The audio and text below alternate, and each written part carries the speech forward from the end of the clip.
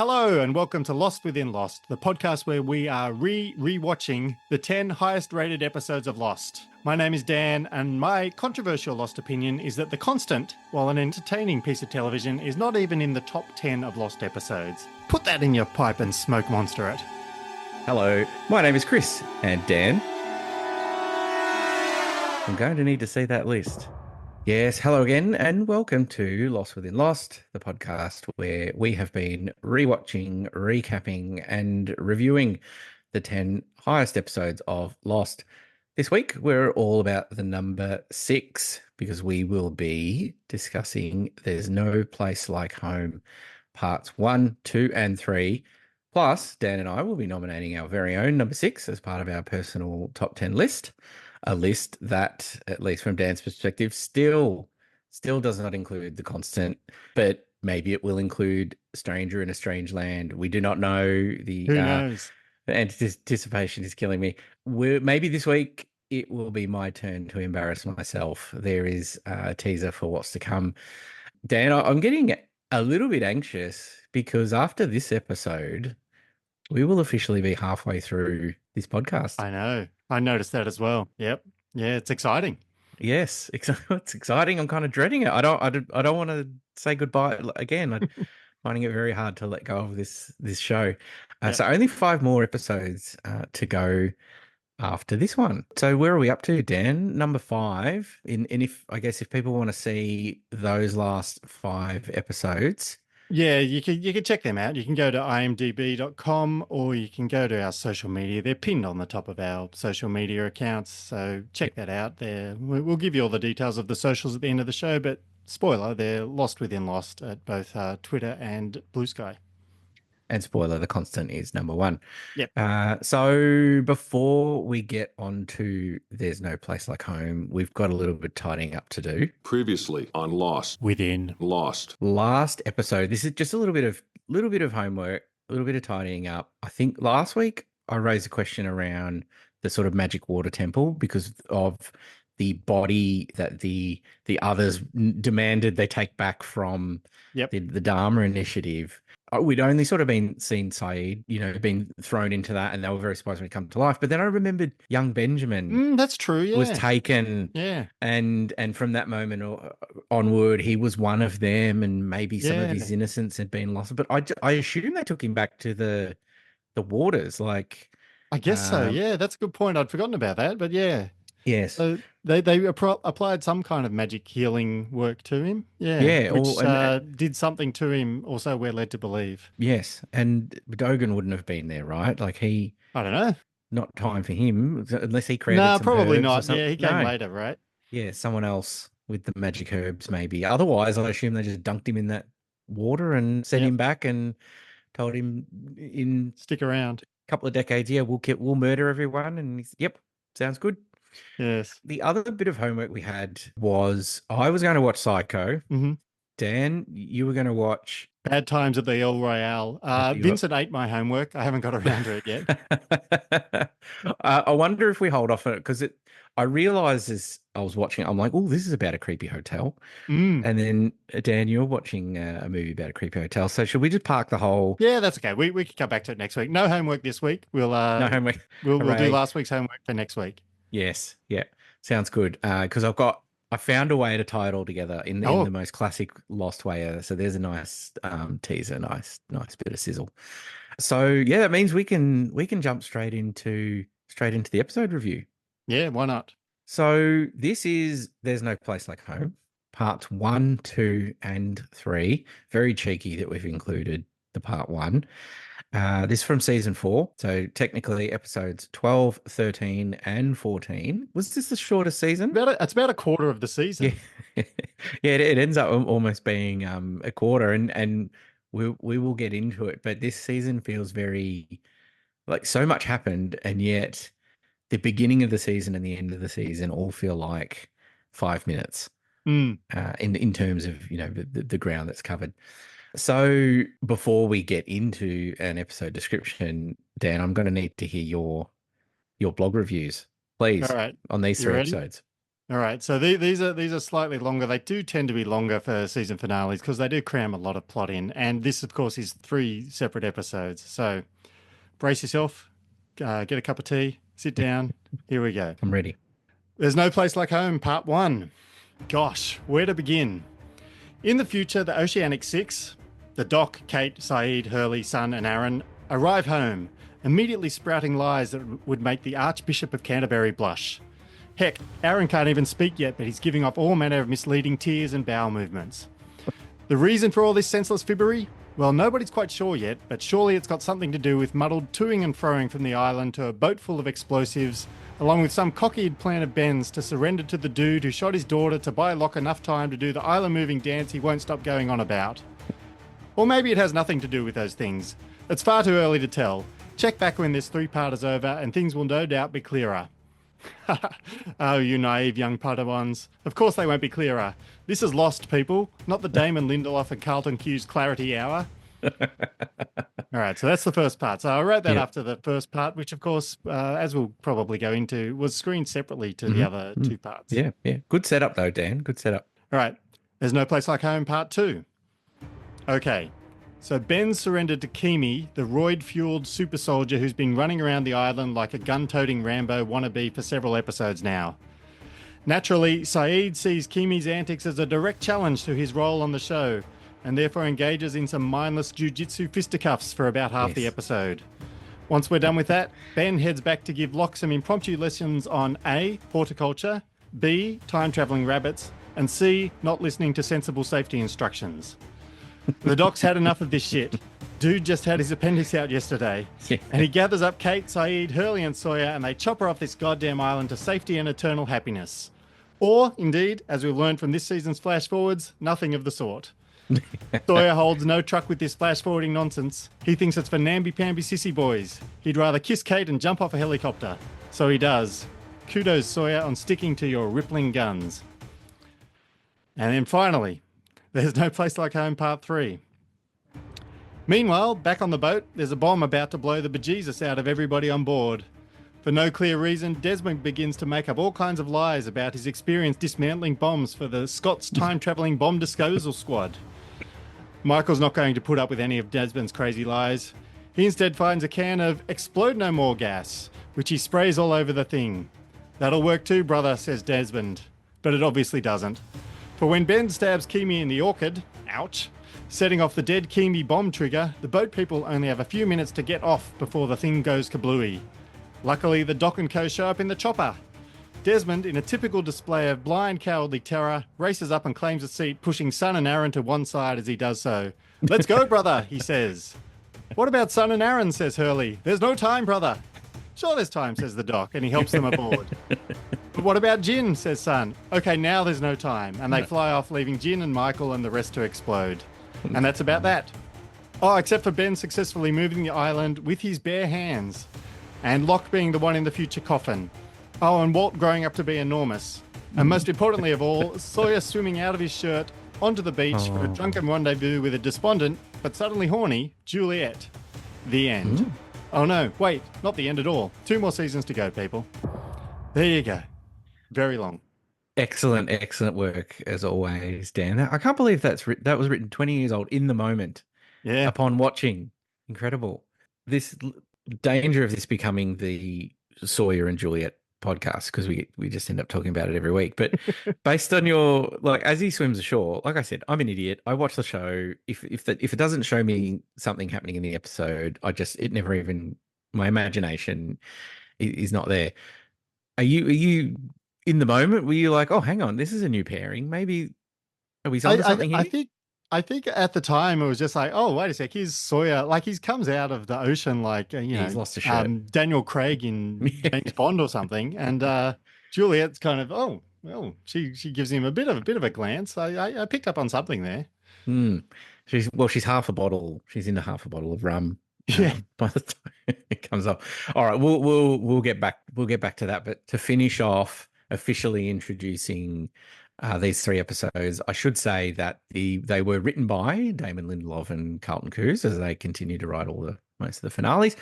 Part 1 was directed by Stephen Williams. I had a quick Google, and he had he's directed 26 episodes, I think, of Lost. So Yep. just as much a bigger part as part of the family as everyone else. And part 2 and 3 directed by Jack Bender, of course. The first episode, I should say, part 1, aired on May 15, 2008. And then everybody had to suffer through some kind of catch-up episode to get to the 29th of May, where part 2 and 3 played as like one big epic finale. In Australia, we started to catch up here because it's season 4. Yeah, no, there's the Australian audiences no longer have patience to wait 2 months for anything airing anywhere else around the world. So part 1 is May 22nd, 2008. So just a week after the US. But we also took a week off for some reason and then came back with part 2 and 3 on the 5th of June, 2008. So that is where we are in the middle of the year, in middle of 2008. This episode scores a 9.2 on the IMDb rating, which makes it 6th. The audience for this one in the US tuning in for the finale, part 1, 10.9 million viewers. And for the last 2 parts, up to 12.3 million. So an increase in viewers. The Australian audience is listed at only 464,000 for the first part. That's pretty sad. Yeah, it's really dropped off, and 603,000 for the final 2. But I actually did a bit of digging, and I'll get in. This is probably the best time to get into this, right? I did a bit of digging around. So at this point in time, season 4 of Lost on Channel 7, they've been bumped, right? Yeah. 8:30. It's now time for Bones. Bones rules the airwaves. Was that with the Deschanel? Yeah, the Deschanel and the non-new girl Deschanel. Yes.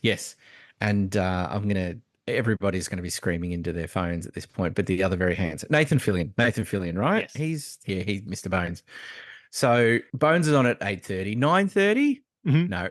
No time for Lost. No, it's Trini and Susanna undress the nation. Oh God! So that's been Trini and Susanna was an era. Yeah. You scoff, but it rated far better than Lost was doing. 10:30 p.m. Everybody's got to wait for Lost. I still always wonder who were those people that were just watching it week to week whenever Seven fed it to them, and they'd be like, "Oh, I'm gonna wait till 10:30 now." There's no other way to watch it though, so that's the trouble. That's right. That was it. I always picture the Gogglebox people just sitting there watching Lost. So yeah, at this stage, Lost is now up against the Footy Show, in which it's got no hope, no chance, even in 2008. Can we explain the Footy Shows for various codes to international listeners? Is there any way of explaining what they are? Well, like as just conceptually, yeah. There's a fair share of panel shows and pretty popular cult-like panels, NFL discussion shows, NBA discussion shows. But this one was at prime time, so it had the dual responsibility of providing some kind of entertainment beyond who won the games on the weekend, who do you think will play well this weekend. So it's mostly just men dressing up as women and trying to and thinking that's funny. Yeah. It's so funny you bring that up, Dan, because I was obsessed with, okay, what the hell happened between part 1 and part 2, right? Because don't ask me how, but I went and ran some more numbers on part 1 and part 2 and 3. The first part, I get to 847,000 viewers. So in total, across the hour, 847,000 sort of, at least at some point, came in. Yep. And then took off. Part 2, they dropped down to 612. So there's 200,000 viewers have gone somewhere else, right? Because they've taken a week off. Yeah. They've gone to the Footy Show. So I've got the Footy Show numbers alongside, right? So, and I was like, I wonder if something interesting had happened at this point in time. At least from an AFL perspective, because that is what we should also explain, right? Good luck explaining that. The northern states of Australia get one version because they're going to talk about footy, NRL footy, and in the southern states, we're talking about footy AFL. Two completely different games with different balls. Because we are a strange country. We are a strange country. Divided nation. Yes, but one television show that is copied, pasted, and repeated in different states depending on the code of footy they play. The big controversy that had happened literally the week prior was that a fellow by the name of Sam Newman had done something incredibly inappropriate with a blow-up doll on the AFL version of the video. People can have a look if they're curious. Still plenty of news. It's very easy to find. And more people tuned in. So they gained viewers off the back of that. So that was where Lost went wrong. Not enough Sam Newman doing disgraceful things to Yeah. blow up dolls. I mean, Lost has got its fair share of issues and Yes. how to like it's a bit of a boy show, right? Yeah. But no, nothing to that degree. Over on Channel 10, just tried and true medium, double episodes of Yep. medium. Yeah. That'll get you through the night. And then, Dan, what do you think was happening over on SBS? I'll give you a clue. Is the most SBS show that ever aired in the 2000s. Oh God, it's not Eurovision. It's too late for Eurovision. No, this is a show I feel it was just permanently on. If you put it on SBS, you would permanently be met with a man and his detective dog. It's Inspector Rex. Oh, of course, Inspector Rex. Yeah, I forgot about Inspector Rex. Yes, Non-stop Inspector Rex. So, so that's what was happening at the time. And how could Lost compete with all that? no, Channel 7 lost an opportunity there by not, but for some reason taking a break in between the final episode. So, as you alluded to, at this point in time, I probably didn't watch it on Channel 7. I dare say I've... No, nor me. I was only a couple of hours behind our US friends. Yeah, cruising the high seas. It's a fascinating time because I'm very comfortable in going, oh, I want to watch this TV show. That's what I want to watch, and I'll watch it. But I still drew a firm line in the sand when it came to going to the movies to see because this is peak someone with a handy cam sitting in the cinema. Yeah. Because this year, The Dark Knight and Iron Man come out in the same year. And so I'm like, oh, The Dark Knight, pencil that in. Definitely going to go and see that on the big screen, And I remember thinking about Iron Man. I'm like, oh, I don't know. I'm not this looks a bit naff. And some friends of mine, I said, he's like, I've got a copy and it's a good one. It's a good one. And I went, oh, it's going to be crap. You're gonna see silhouettes of other people in the cinema. And he's like, no, I've got it from somewhere, Thailand or something. Yeah. And it just had like, you'd watch a movie with your friends and then halfway through would be like either the airline logo would come up. Remember that? Because they've stolen it from a plane, or someone would just start coughing during the movie, or you'd see silhouette. So that's how I watched Iron Man. Pretty disgraceful, pretty bad. Yeah, it was a different era. All right, so what are your thoughts or memories about this particular 3-part episode? I guess the thing I remember most about it is this entire season really was a very strange season because they did have the writers strike in the middle of it. Mm-hmm. So we got the first, I think, 7 or 8 episodes. Then there was a big break, and then they came back again. And this was after they'd come up with this big plan. We're going to do 16 episodes a year, and we're going to get it all together, and it's all mapped out. And then all of a sudden, that's thrown to pieces because of the writer's strike, and they have to just kind of squeeze out as much as they can. But I think the season, it was a strange season, but I do love this finale. It's just such a goofy, non-stop action movie. It reminds me of like a Mission Impossible movie where just more and more complications keep arising, and it's just there's no character-driven storylines really. It's just completely plot-driven. It's like, let's get all these characters to different places, and no, we got to get them somewhere else, and off they go. It's very entertaining to me. Yeah, the show for me. So if I look back now, to me, the weird, wonky, the writers, are somewhat interrupted is season 3. In that the very beginning of season 3, and then season 4 starts with not Penny's boat. Yep. And the freighter is waiting for them. Yep. And the end of the season is we finally get to the freighter. So the first 2-3 seasons is a lot of surviving on the island, what it's like to live on an island, dynamics, finding information. The pacing is really different. And then in this one, it's a bit like the final seasons of Game of Thrones and stuff, where suddenly, a 2-day trek across the island becomes an hour.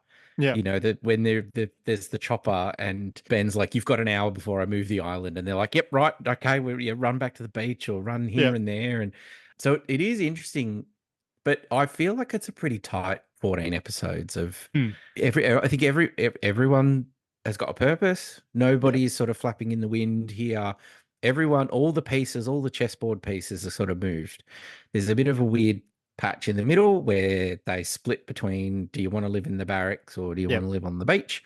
Ultimately, they rejumble that again, and then everyone sort of, the big plan of the whole series is well and truly moved into place.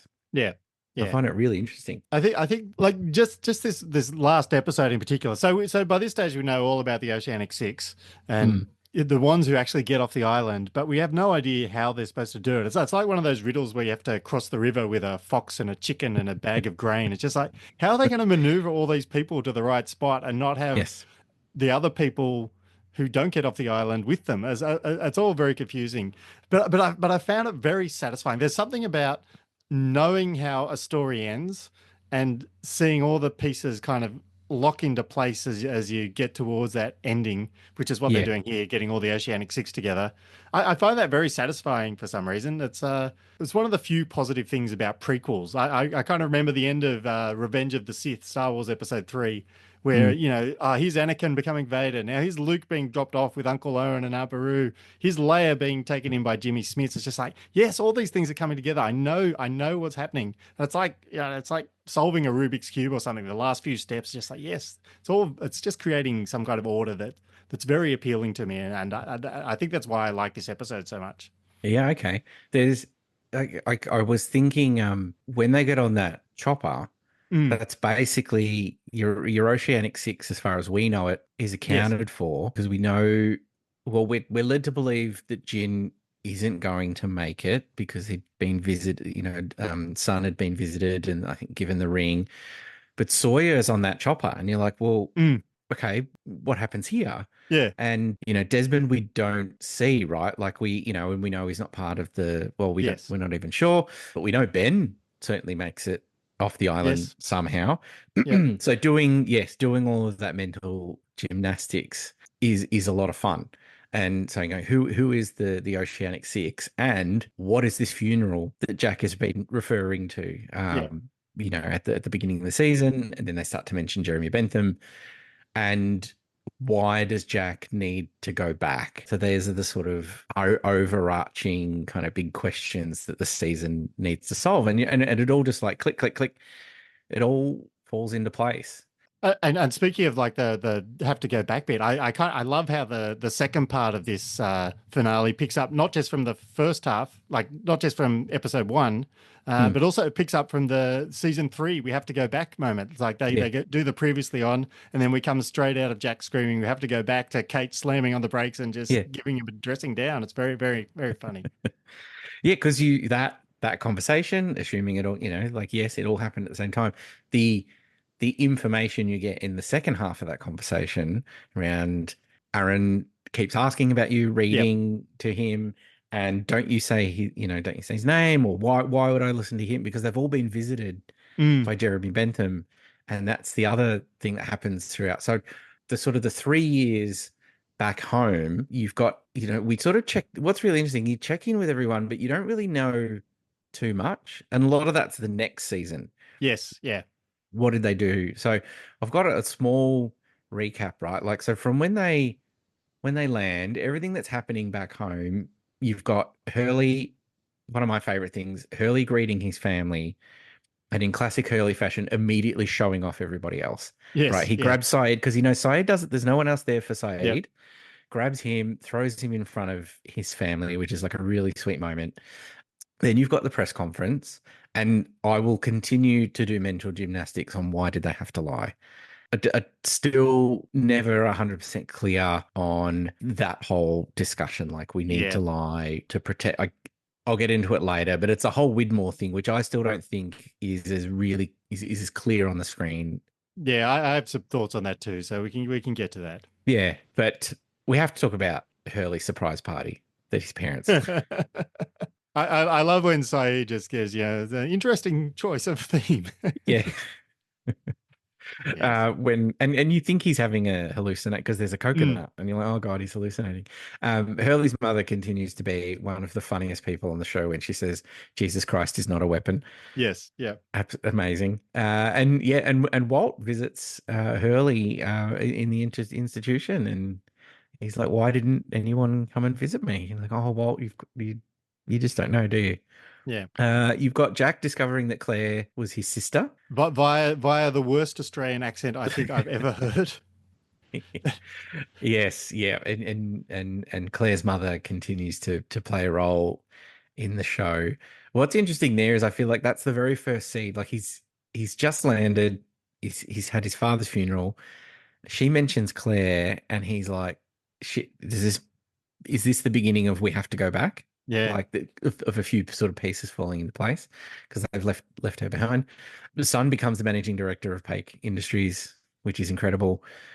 And you've got the funeral parlor where, yeah, there's the big reveal that John Locke was Jeremy Bentham Yep. and he'd been visiting everyone. And Jack is sort of tasked by Ben to sort of get everyone back, including John, because we're going to have to bring him too, which is one of the great lines. Yes, I found the whole Jeremy Bentham stuff. I found that very clunky. They're every time they use that alias, it's just like, like I shouldn't say every time. Like I could kind of buy. So we first time I think we hear it is Jack saying to Kate, you know, Jeremy Bentham came to visit, and I could sort of buy that Jack's maybe doing that in kind of a snarky tone, like just almost dismissive of Locke's stupid alias. And I can almost buy Saeed using the Bentham alias because Saeed's in a spy movie by this stage. He's completely different world than everybody else. But Walt calling him Jeremy Bentham, I was like, come on, Walt called him Mr. Locke the entire time. Like, it just does, it makes no, it jars me every time I hear it. It's like, no, Walt wouldn't say that. That's just, it's too clunky for me. Yeah, there's a lot of like, don't say his name, you know, Yeah. before people go to say it and things like that to try and Yeah. keep that mystery alive. Yes, almost trying to engineer that shock, that sort of shocking end frame where you do see. I mean, it's Locke in the worth it. I coffin. understand plot-wise why they're doing Totally. it, but it still strikes me as, oh, come on, guys, do another pass on the dialogue here. This is a bit clunky. Some of my favorite stuff on the island in this episode. Yeah, Ben and Locke trying to move the island. This is because Jacob tells them so, right? Yes, yeah, the previous episode, I Yeah, think. which they believe is because of Widmore's freighter, which is true, right? Mhm. They go, that's a danger to them. But again, this is the man in black Yes. who's actually telling them to move the island because I guess he's also concerned about Widmore I guess ruining so, yeah. his entire plan. But it does get Ben off the island and then he needs to come back. So yeah, it's all part of the plan. It's insane when you actually sort of think it all the way through. Yeah. I particularly love the scene with Ben basically just sitting locked down in front of the telly and saying, you watch this for a little bit while I get some work done. It's basically just dealing with like a 2-year-old or something. Just like, you watch this, watch this handsome man. He's going to tell you all about it. And Locke's just kind of there. Yeah, very, very funny. Mr. Halifax, yeah. I love Ben's smugness in he's like, okay, right, but you think you're the chosen one, are you? And the way that he behaves from when he's doing the little signal to the others and they find the sugar cookies and Locke is just has to keep asking him questions and he's a real asshole about the whole thing, but Of course. it's because Locke has suddenly become the chosen one. He's the one that's heard Jacob and he knows he's about to leave and, well, supposedly never return. Because if you move the donkey wheel, you can never come back. Yeah. I love that when in the middle of all of this panic, Locke gets to watch another orientation film. Yes. Yeah. It's fantastic. The conversation between Jack and Locke, this is like the last time they talk, right? This is their final conversation. Well, I guess Locke comes to visit him just before he gets killed, right? Yeah. Yes, he does. Yeah. But this is in the heat of everything where he's saying we're not supposed to go home. We're here for a reason. It's a place of miracles. I think it's all part of setting Jack off on that. We know we need to go back. Yeah. And Locke is of course right, but also wrong because of course he's being manipulated. Yeah. The other thing that kind of always amazes me on a rewatch of this particular finale is how early some of the big events happen. I completely misremember the pacing of it because I checked my I've checked my time remaining on the video this time. The freighter explodes with 33 minutes left in the episode. That's 33 minutes of actual screen time, so not 33 minutes with ads. That's 30. Well, it's Yeah. almost a full episode left when the freighter explodes. The island disappears with 22 minutes left, so that's half an episode. Hmm. And I always remember them as like coming in the last few minutes of the episode, and no, they're ages beforehand. That's Yeah, that's very strange. the twist is Bentham. I thought it's exact same thing. They blow up the freighter super early, and this show in previous seasons there have been so many moments where like say like they've stolen Walt off the boat Mm, at the end of the first season, and you're desperately checking the time code because you want there's got to be more. There's got to be yeah, more. And here they give it to you because they've actually got more important stuff to more get twists. to, Yeah, yeah, to set up the next season. Your thoughts on so for me, Charles Widmore, this whole plan, he's on a freight, like he's got his group out on a freighter. They're there to take Ben as part of his whole personal vendetta. But it never feels like Widmore never feels as evil as they keep telling us, or at least Ben. yeah, He's the only person we have to go by. yeah. And I don't know if the show does a lot of showing to show that this man is evil and he's here to ruin the island or I guess the only thing, and based particularly on this episode, is that he sends Kimi in, who apparently has no qualms about killing her. Like if you yep. sent Kimi in just to get Ben and bring him back, that's fine. But sending him in and Kimi's just like, oh, I'll just shoot whoever the hell I feel like. That's kind of a slight notch on the evil scale. Having said that, I don't think Ben would do any different if the situation were reversed. So I don't think Widmore is any worse or better than Ben. I think they're both just petty, small people who want to own this island. Yeah, and if we're to be believed, Widmore, he spent a fair chunk of time on the island. Mm. He knows that that Eleanor will eventually shoot his Yep. son, and that all of that has to play out. So he's part of that same sort of circle of pain, I guess. And so he ends up having another daughter, and he knows that Desmond has to play a role in all of that happening as Yep. well. So he's ice cold to him, but we never think that he's going to come and, like the ultimate, the worst thing that can happen to that island is that someone discovers it, realizes that you can cure cancer, Yep. and goes and mines it and, turns it into something sort of evil and corporate. But I guess I never thought that that's what Widmore wanted to do. Yeah. I think he just wants to take it back under his control. I don't know what he wants to do, but Yeah. I don't think he's going to reveal it to the world. I think he just wants to replace Ben, basically, go Yeah. back in charge. Yeah. Although maybe Yeah. he doesn't. Like, why bother? He's like a zillionaire in the outside world. I'm not quite sure what's going on. I guess none of it matters if Jacob's plan is kind of Yeah. otherwise, I guess. Yeah. Yeah. So yeah, that's But speaking of Widmore, I guess the one other thing that I have a problem with this particular episode is the whole son meets up with Widmore, Yep. and she says gives him her card or vice versa. I can't remember who gave the card to who, but that just never goes anywhere. It's just like that's completely forgotten. As far as I can recall, there's no real payoff to that. What's happening there? It's just a kind of dead end. The whole son in charge of Peak Industries. It's nothing. I think there's that they allude to, given that her father is a big billionaire businessman and so is Widmore, that they have ties as Yeah. well, and that she Yeah. can get in the way of him continuing to manipulate things, off the Yes. island. Given that he built the fake plane and with the bodies and Yeah. things like that, maybe that she could expose him or something But she to that doesn't. Like effect. nothing happens. No, she ends up on the island. She kind of I ends up. guess. She says, "I don't, yeah." I think she had plans off the island and was never expecting to go back. But then she's Yeah. told that Jin is still alive, and she Yeah. goes to find him. Over on the freighter, geez, there's a lot going on here. Speaking of Sun and Jin bumping into Michael again, and just Yep. that whole dynamic, the first time they hear his voice, all the way to like, Jin trying to help them find which wire goes boom, etc. So and them kind of giving Michael a bit of a forgiveness, I guess. Yeah, sort of. Yeah, sort of really interesting dynamic there. Yeah, when the chopper lands and there's that whole like, okay, you go get Jin, but then Kate gets grabbed by Jack, and then it's Yeah, his decision, but then Sun eventually blames Kate.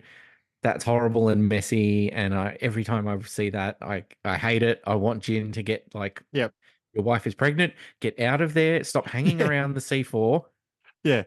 What are you Get doing? out of exactly. Get out of there. What the hell are you doing? Yeah. And Michael, the man in, I guess it's Christian Shepherd that shows up and says, "You can go now," Yes. which you almost take it as one of the candidate, like that's saying, "Okay, you can go. You know, as a candidate, you've fulfilled your duty. Yeah. You can go now."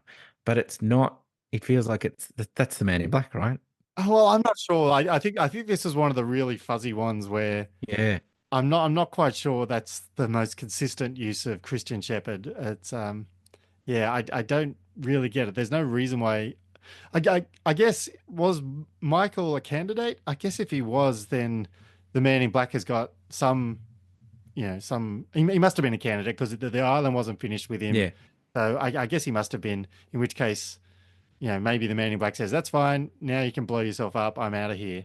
I guess. Maybe. I don't know. Yeah, I mean, they could have had just a voice actor pretending to be Jacob, and he could have Mm, just looked shocked looking at a silhouette or something, maybe yeah. like maybe something like that. Uh, and after all of that, they managed to survive a chopper crash directly Yep. into the sea. Great pilot, Lapidus. Yes, he's the best pilot. My favorite part is Kate saying it's a miracle that they've survived Yep. right after Jack has said there's no such thing as miracles to Locke. And then Hurley butts in and he's like, well, Locke's moved the island. He said he was going to Yeah. move the island. He moved the And island. Jack's like, And nah, it's no, he hasn't. like, no, that's not. He's like, no, we were in the air. Pretty hard to dispute this one. But then is that what convinces Jack to lie? Because it's Locke that says to him, you need to lie. Yeah. You can't let people know that we're here. You need to protect the island. And he's like, that's still all this like, kablooey, like this is all just your mumbo jumbo. Our whole mission here is to get off the island. Yeah. And I guess the lie is owning the fact that the island is special. It's Mm. important. It needs protecting, and you need to be part of that. And maybe that's what it's all about. And rewatching it again today, sort of made me think, oh, is that when that he's finally convinced that they do need to? I guess so. Yeah. I think I mean the lie. I mean, maybe they're just tired. I kind of think if I'd gone through everything they'd gone through up till that point, I wouldn't want to be trying to explain about Dharma initiatives and others and Yeah, smoke monsters. Just like, we just got washed up on shore. Maybe it's just too hard to try to explain. But yeah, but I guess they're trying to protect the people from Widmore. I think that's the argument that the yeah, island's gone somewhere else. So I don't know. yeah.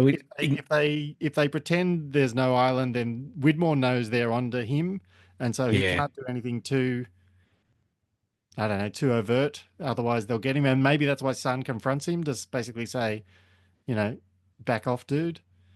I yeah. guess I don't know. It's all a little bit muddled. The whole lie nonsense to me. Yeah. Because it make every time they say we need to protect the people that are still on the island, assuming Mm, they're surviving still.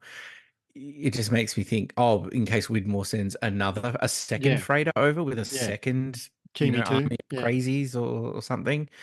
Yeah, so it's it's a bit less convincing, but I think I get it on the overall.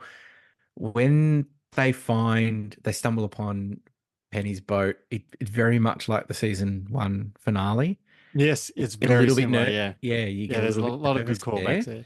there. However, if you're paying attention, the crew are speaking Portuguese, and when the alarm first goes off for Penny's boat Mm. is it in season two when the Yes. two The fellows are out on purple the light. station? Yeah. they're speaking Portuguese. So if you're paying attention, you may have known that it was. But when they say Ms. Widmore, Ms. Widmore, it still gets to me. It still gets me. So this reunion, I think, might be my favorite. It's pretty good, yeah. I mean, it's what, it's 5 episodes after the Constant, 6 or 7. It's not far after the Constant. So we've had all the drama of them being separated. We've had the Constant kind of explaining why she's still searching for him, like all the difficulties. So and yeah, it's definitely a good reunion. I'm not sure it's my favorite, but that's good. Oh, okay. It gets me every time. There's always a little, just a little maybe a little tear that needs to be wiped away when I just enjoy them as a couple. So I think when Rose and Bernard first, reconnect, that's always good. And then Sun and Jin, look, it happens quite like I Sun and Jin get like, separated a lot. Yeah, but they still work. But no, I really like this one. Yeah. Before we wrap up, I've got a few quick hitters, just a few fun things that happen throughout this episode. Miles being told off by Rose for eating peanuts. Yep. Is great. Sun's dad. I don't need to understand a single word of Korean to know that guy's a bad guy. Yeah, that's very true. I'm more curious about how much money did they get that she could do some kind of leveraged buyout to get a controlling interest? How much money did Oceanic have in this insurance policy? It must have been an enormous sum. Yeah, because you've also got the other people that were on the original flight that were never, all of their families. But I guess it's because they were never found and they had to survive on their own. That it was like, look, if you guys just take some money and a golden ticket, and that's called evens. Lapidus taking exception to being called a Yahoo cracks me up. Yeah, every time. Very good. Yahoo. Yeah. Hurley playing chess against Mr. Echo felt like the best way to kind of get him back, knowing that I don't think the actor was ever going to come back to Hawaii. No, he's never coming back. No. When Sawyer asks Hurley what Jack and Locke are talking about, and he just says leader stuff. Yeah. Sort of the show getting a little bit meta there. And Jack in his weird, like, boxy Jeep car, listening to Nirvana, peeled out of his head, will always make me laugh out loud. I cannot help it. Him just even listening to music. I'm like, this man doesn't listen to music. No. Goes to sleep with a metronome or something, like ticking by the... Yeah. So that always cracks me up. And the freighter exploding is an opportunity to kill off more red shirts, because we know we need to start getting... There's a few of them. Faraday was ferrying as many of them onto the exploding boat as he could to get rid of them. So that was good work from Faraday. Yeah. And we get rid of a lot more at the beginning of season 5 too, when the flaming arrows come in. But that's for a future perhaps. So I've got some mysteries too as well. Please. So ChatGPT, I asked ChatGPT to answer these mysteries that this episode raised. So first one I asked was, how did Locke die? Answer: John Locke was strangled to death by Ben Linus after being convinced to follow him into an underground room. Not sure it was an underground room, but otherwise pretty close. And once again, half and half. Yeah. Where did the island go after Ben turned the frozen donkey wheel? After Ben turned the frozen donkey wheel, the island was transported or moved to a different location in time and space. So not very specific, but technically accurate. Yeah, it went somewhere else. Did the island physically moved, or did it quote unquote move, but perhaps through time? I think it must have moved in space as well, because if it moved in time, like it would still eventually come back there. Yeah, so. But it literally physically moved, which doesn't make sense, because like it's still kind of connected to the. Well, let's not don't think about it. This one was a bugbear of mine, so I asked ChatGPT, what was Sun planning to do when she confronted Charles Widmore? Sun was planning to kill Charles Widmore to get revenge for him for ordering the killing of her husband Jin. Again, not quite sure that works, but whatever. A couple more questions. Where did Claire go when she disappeared in the jungle? When Claire disappeared in the jungle, she was taken and raised by the supernatural group known as the Others or Hostiles. So completely wrong. Nice try there. I think she'd already grown up by that point, so I don't know if she's been raised. 2 more. Why did the Oceanic 6 have to lie? The Oceanic 6, Jack, Kate, Hurley, Saeed, Sun and Aaron, had to lie about being the only survivors of Oceanic Flight 815 in order to protect the existence of the island and those left behind. So there you go. Okay. All right. Fair enough. They've got the talking points. Mm-hmm. And the very last one, this was one that also bugged me as I watched it. Why did they say in the press conference that Boone, Libby, and Charlie survived the crash?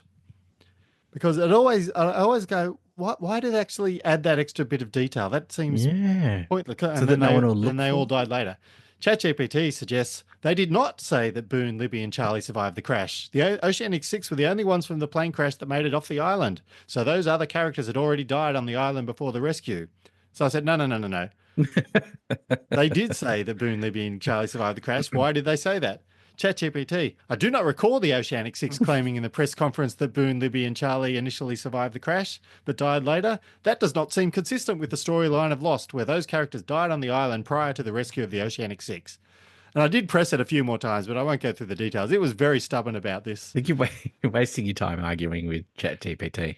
Yeah, but I did find a better answer. So I went to more traditional places such as Lostpedias and forums and the like.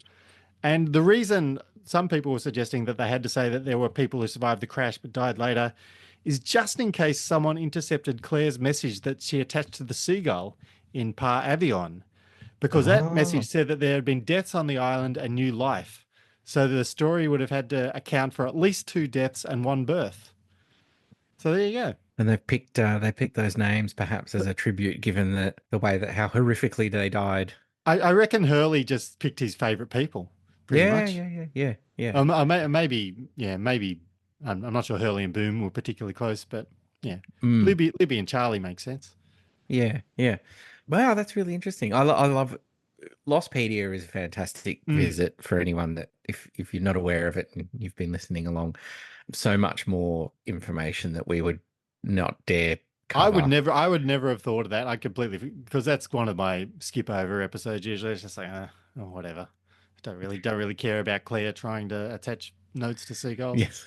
But this is the difference between you had episodes like that with Bernard trying to build an SOS. Yeah. And, that mentality of trying to get off the island. That's right. And then Charlie's like risking his life on a cliffside trying to catch it was Desmond catches because he doesn't want Charlie to do it. Yes. Charlie would have died. All right, we're going off into different places. There we go. Any more on There's No Place Like Home as a season finale? I did listen to the official Lost podcast. I listened to the preview for this episode because they always went radio silent after the finales. Not an awful lot. They did always have code names for the season finale twists. So I remember them specifically referring to the season 3 finale as the snake in the mailbox. So, and that they hid this one in plain sight. I distinctly remember they called this one the frozen donkey wheel, and people and. That wasn't mentioned on this particular episode, so they must have mentioned that in an earlier podcast, but I do remember that. Otherwise, they recorded the podcast after part 1 and before part 2 and 3, but they did mention that parts 2 and 3 would be preceded by an encore presentation of part 1. So if you had missed part 1 in the US, you could watch all 3 of them in a row.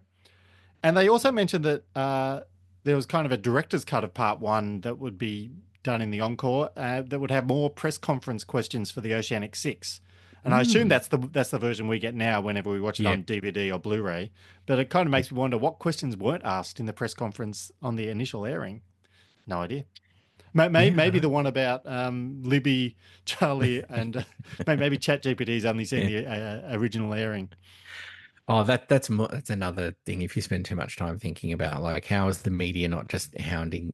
Like they are treated as celebrities, and there are nice little moments where you Jack is being followed around and the like, but they're very quick and easy to accept that Aaron is Kate's son, and just doesn't make sense if you think about it. And I think there's one reporter that's like, "Are you sure about that?" Yeah. But the one other thing they did mention in the podcast was they kind of pitched the idea of the finale to various important people at the studio by having some of the crafty people make what sounded to me like just a diorama to show how all the various members of the Oceanic Six will be shuffled around the island throughout the finale.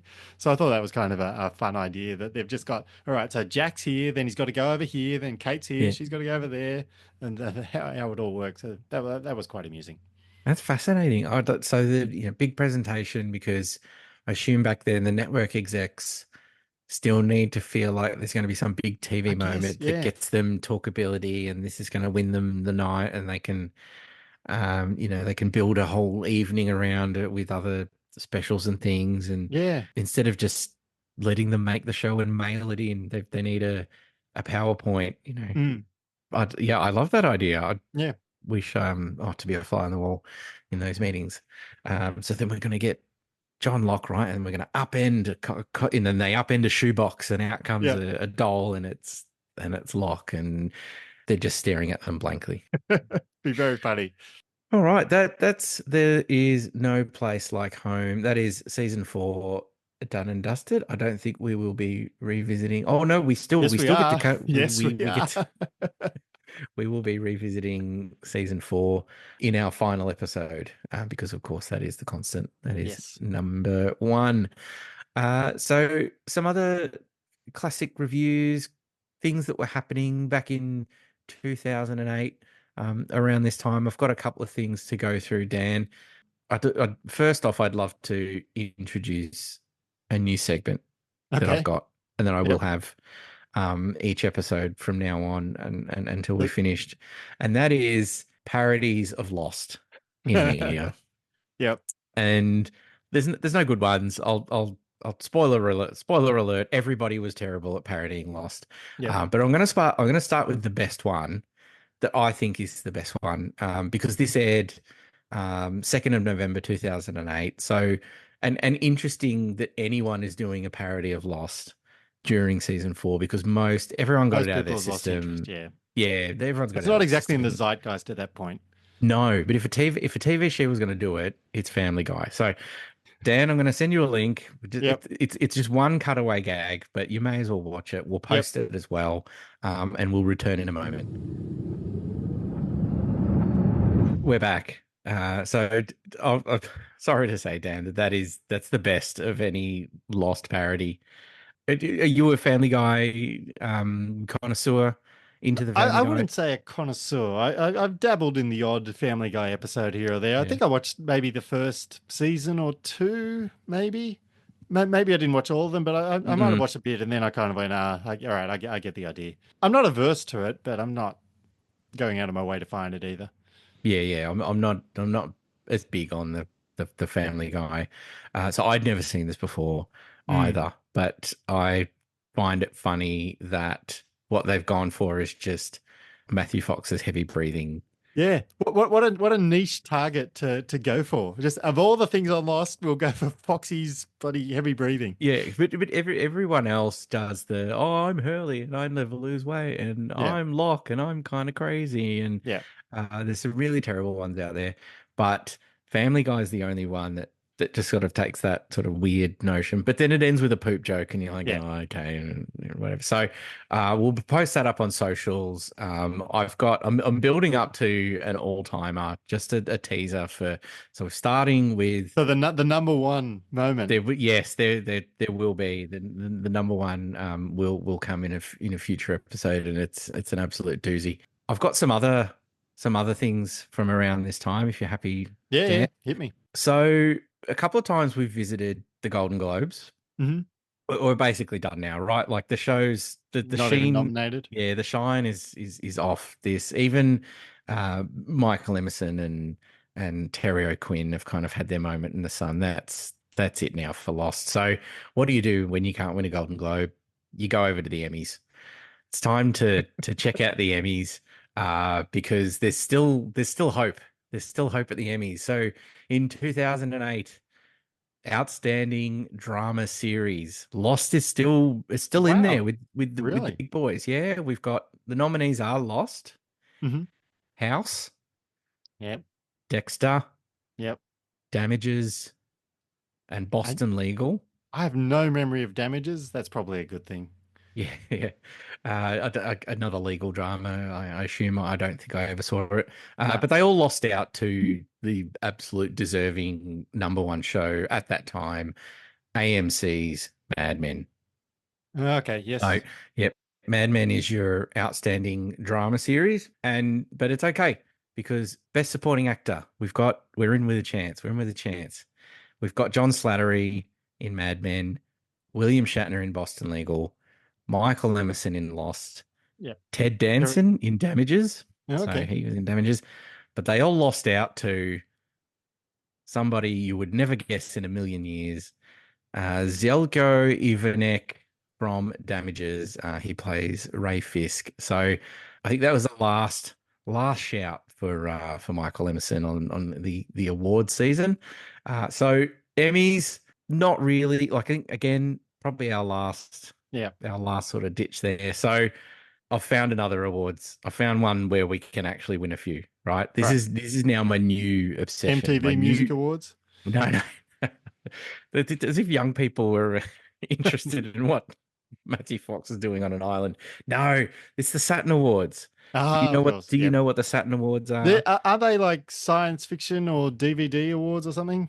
That's right. They honor the best in science fiction, Yeah. fantasy, and horror. Yes. But you're right. They also honor if a really good DVD release. Mm. You'll Yeah. get an award. So you still get a Saturn. So best network series. Can we do it? Can we do it? We're up against Fringe.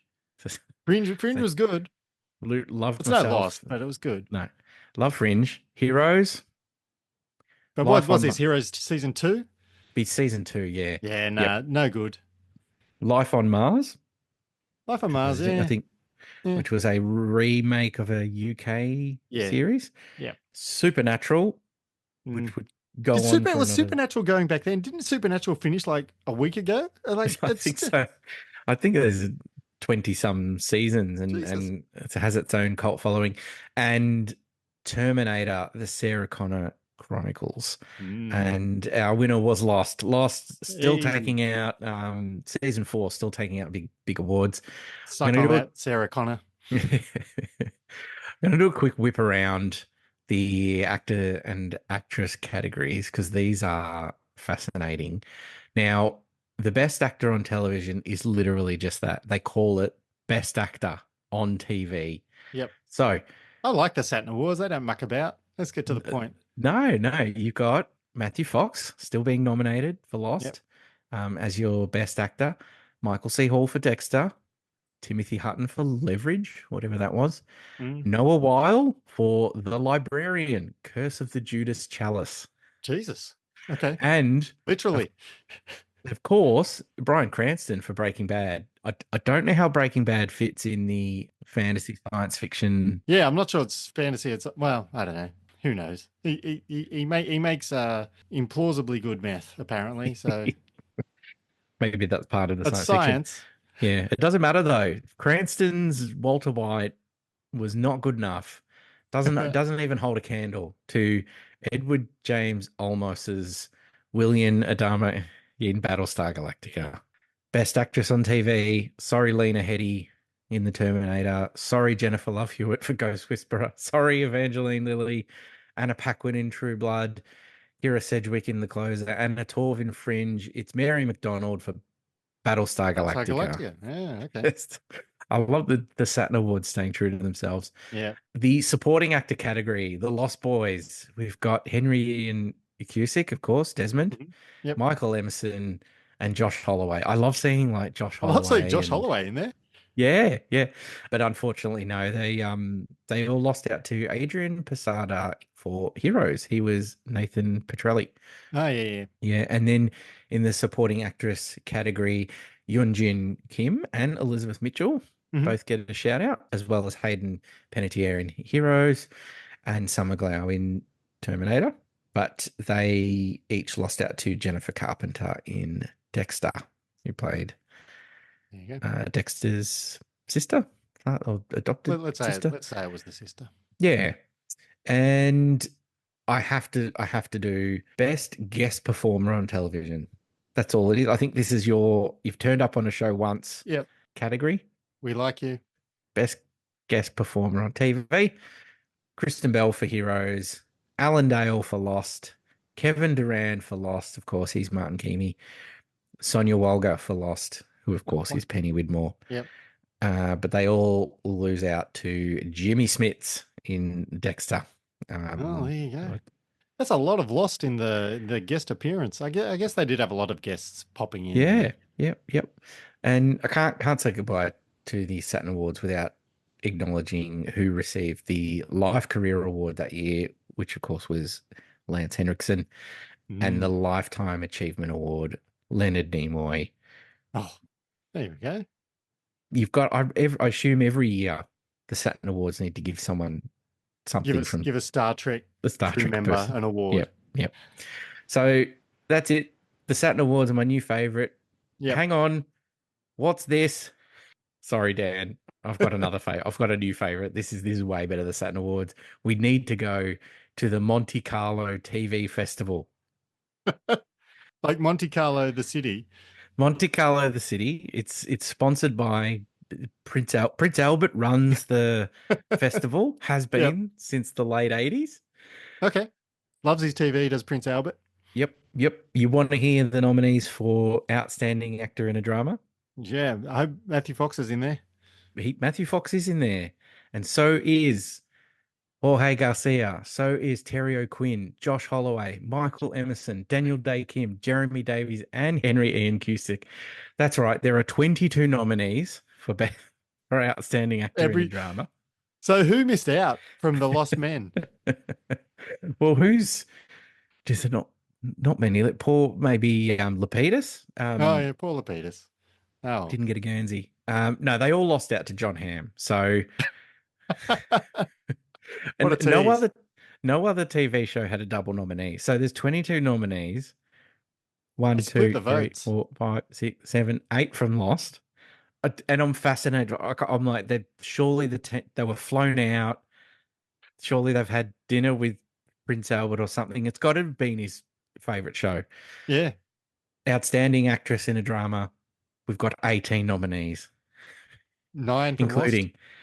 Evangeline Lilly, Rebecca Mader, so Charlotte gets a shout, Yoon Jin Kim, and Elizabeth Mitchell, but they all lose out to Christina Hendricks from Mad Men. Okay, so he liked his Mad Men as well. Liked his Mad Men, but I just find it funny. You read this entire list of nominees, all these shows from all over the world, and then there's this huge glut of people from season 4 of Lost. It's incredible. So both winners received the Golden Nymph Award. The Golden Nymph, did you say? The Golden Nymph. The Golden Nymph. I will be checking in with the Monte Carlo TV Festival next week when we get to Abo Turno. Let's see if they're still raking in the nominees in season 6. In season 6. Something tells me they will. Very good. Yeah. Shall we do list within a list? Yeah, let's quickly do a list within a list. So what's the topic this week? There's a bomb on the bus. That's right. All of our favorite ticking time bombs, our favorite, down to the wire moments. In honor of Kimi's pretty ridiculous dead man switch, which makes no sense when you think about it for half a second, but it's still brilliant. I still love it. I don't care. Raises the stakes. Very entertaining. Yeah, like imagine he takes it off just because he's itchy or something, and then boom. Yeah, there's no pulse keeping life. So have you got a list together, Dan? How many? I do have a list. Yeah. So I've got Hitchcock had a famous quote about bombs and ticking bombs. Have you heard this in your listenings? No, I don't think I've heard this. Well, Hitchcock basically explains the difference between I think it's surprise and suspense. So surprise is when a couple of people are having a chat at a table, and then suddenly a bomb goes off and there's like bang, and the audience is like, oh my God, what just happened? It's a big surprise to the audience that there was a sudden bomb going off. But he says that like he prefers suspense, which is when you show the audience that there's a bomb underneath the table and it's counting down, and these people aren't aware of it. They're just having a conversation, and he's just like, that's better. That's suspense. You know they're in trouble. They don't know it. It's much more exciting. And so that's basically his definition of suspense versus surprise. So he had a lot of thoughts on the ticking bomb under the table, which is very good. That's fantastic. And he did have a bomb in one of his movies, Mm. Sabotage from 1936, which of course is not Ah. to be confused with Saboteur, which is a different movie that he did, which may have also had bombs in it. Was Saboteur a remake of Sabotage? I know he No, it would wasn't. remake his Completely own different movies. movie. Okay, okay. Just a very similar name. Is it, and what's the, is that sort of at the crescendo of the movie, or? Honestly, I don't really remember the details. I just know that there's, and this is, spoilers, I guess, for Sabotage. Spoilers for any of these movies with bombs. Yeah. The kind of big trick in this 1936 version of Sabotage was that the bomb actually goes off and it blows up like a kid that you've been following for half the Oh movie. God. It's Oh just no. like, and everyone's like, "Holy shit, you can't do Yeah. that!" And you're just like, "Oh, too late, I've done it." I love it. Oh, how Hitchcock breaking the rules. Yep. Uh, I'll give you one. This is from, well, movie, TV series. Anytime MacGruber gets around a bomb, Yeah. it's going off. It's exploding. So never is he able to save the day. But a shout out to any SNL skit, the MacGruber movie, which is fantastic, and the recent TV series, which is very good Okay. as I haven't well. seen I, the I recent one, recommend, yeah, recommend checking out. Will but not Forte. homework. It's No, not not homework. homework. No, That you it's you just a don't have to watch the whole recommendation. series. Just a Yep. recommendation. Yeah. No, I've got some other homework here. Don't worry about that. MacGruber for me. What about you, Dan? Some more? I'm going to throw, I mentioned this a little bit earlier. I'll go specifically Mission Impossible Fallout, but all the Mission Oh, Impossible movies have got yes. brilliant ticking time bombs. Yep. Some of them metaphorical, quite Hmm. more than you would expect literal ticking time bombs.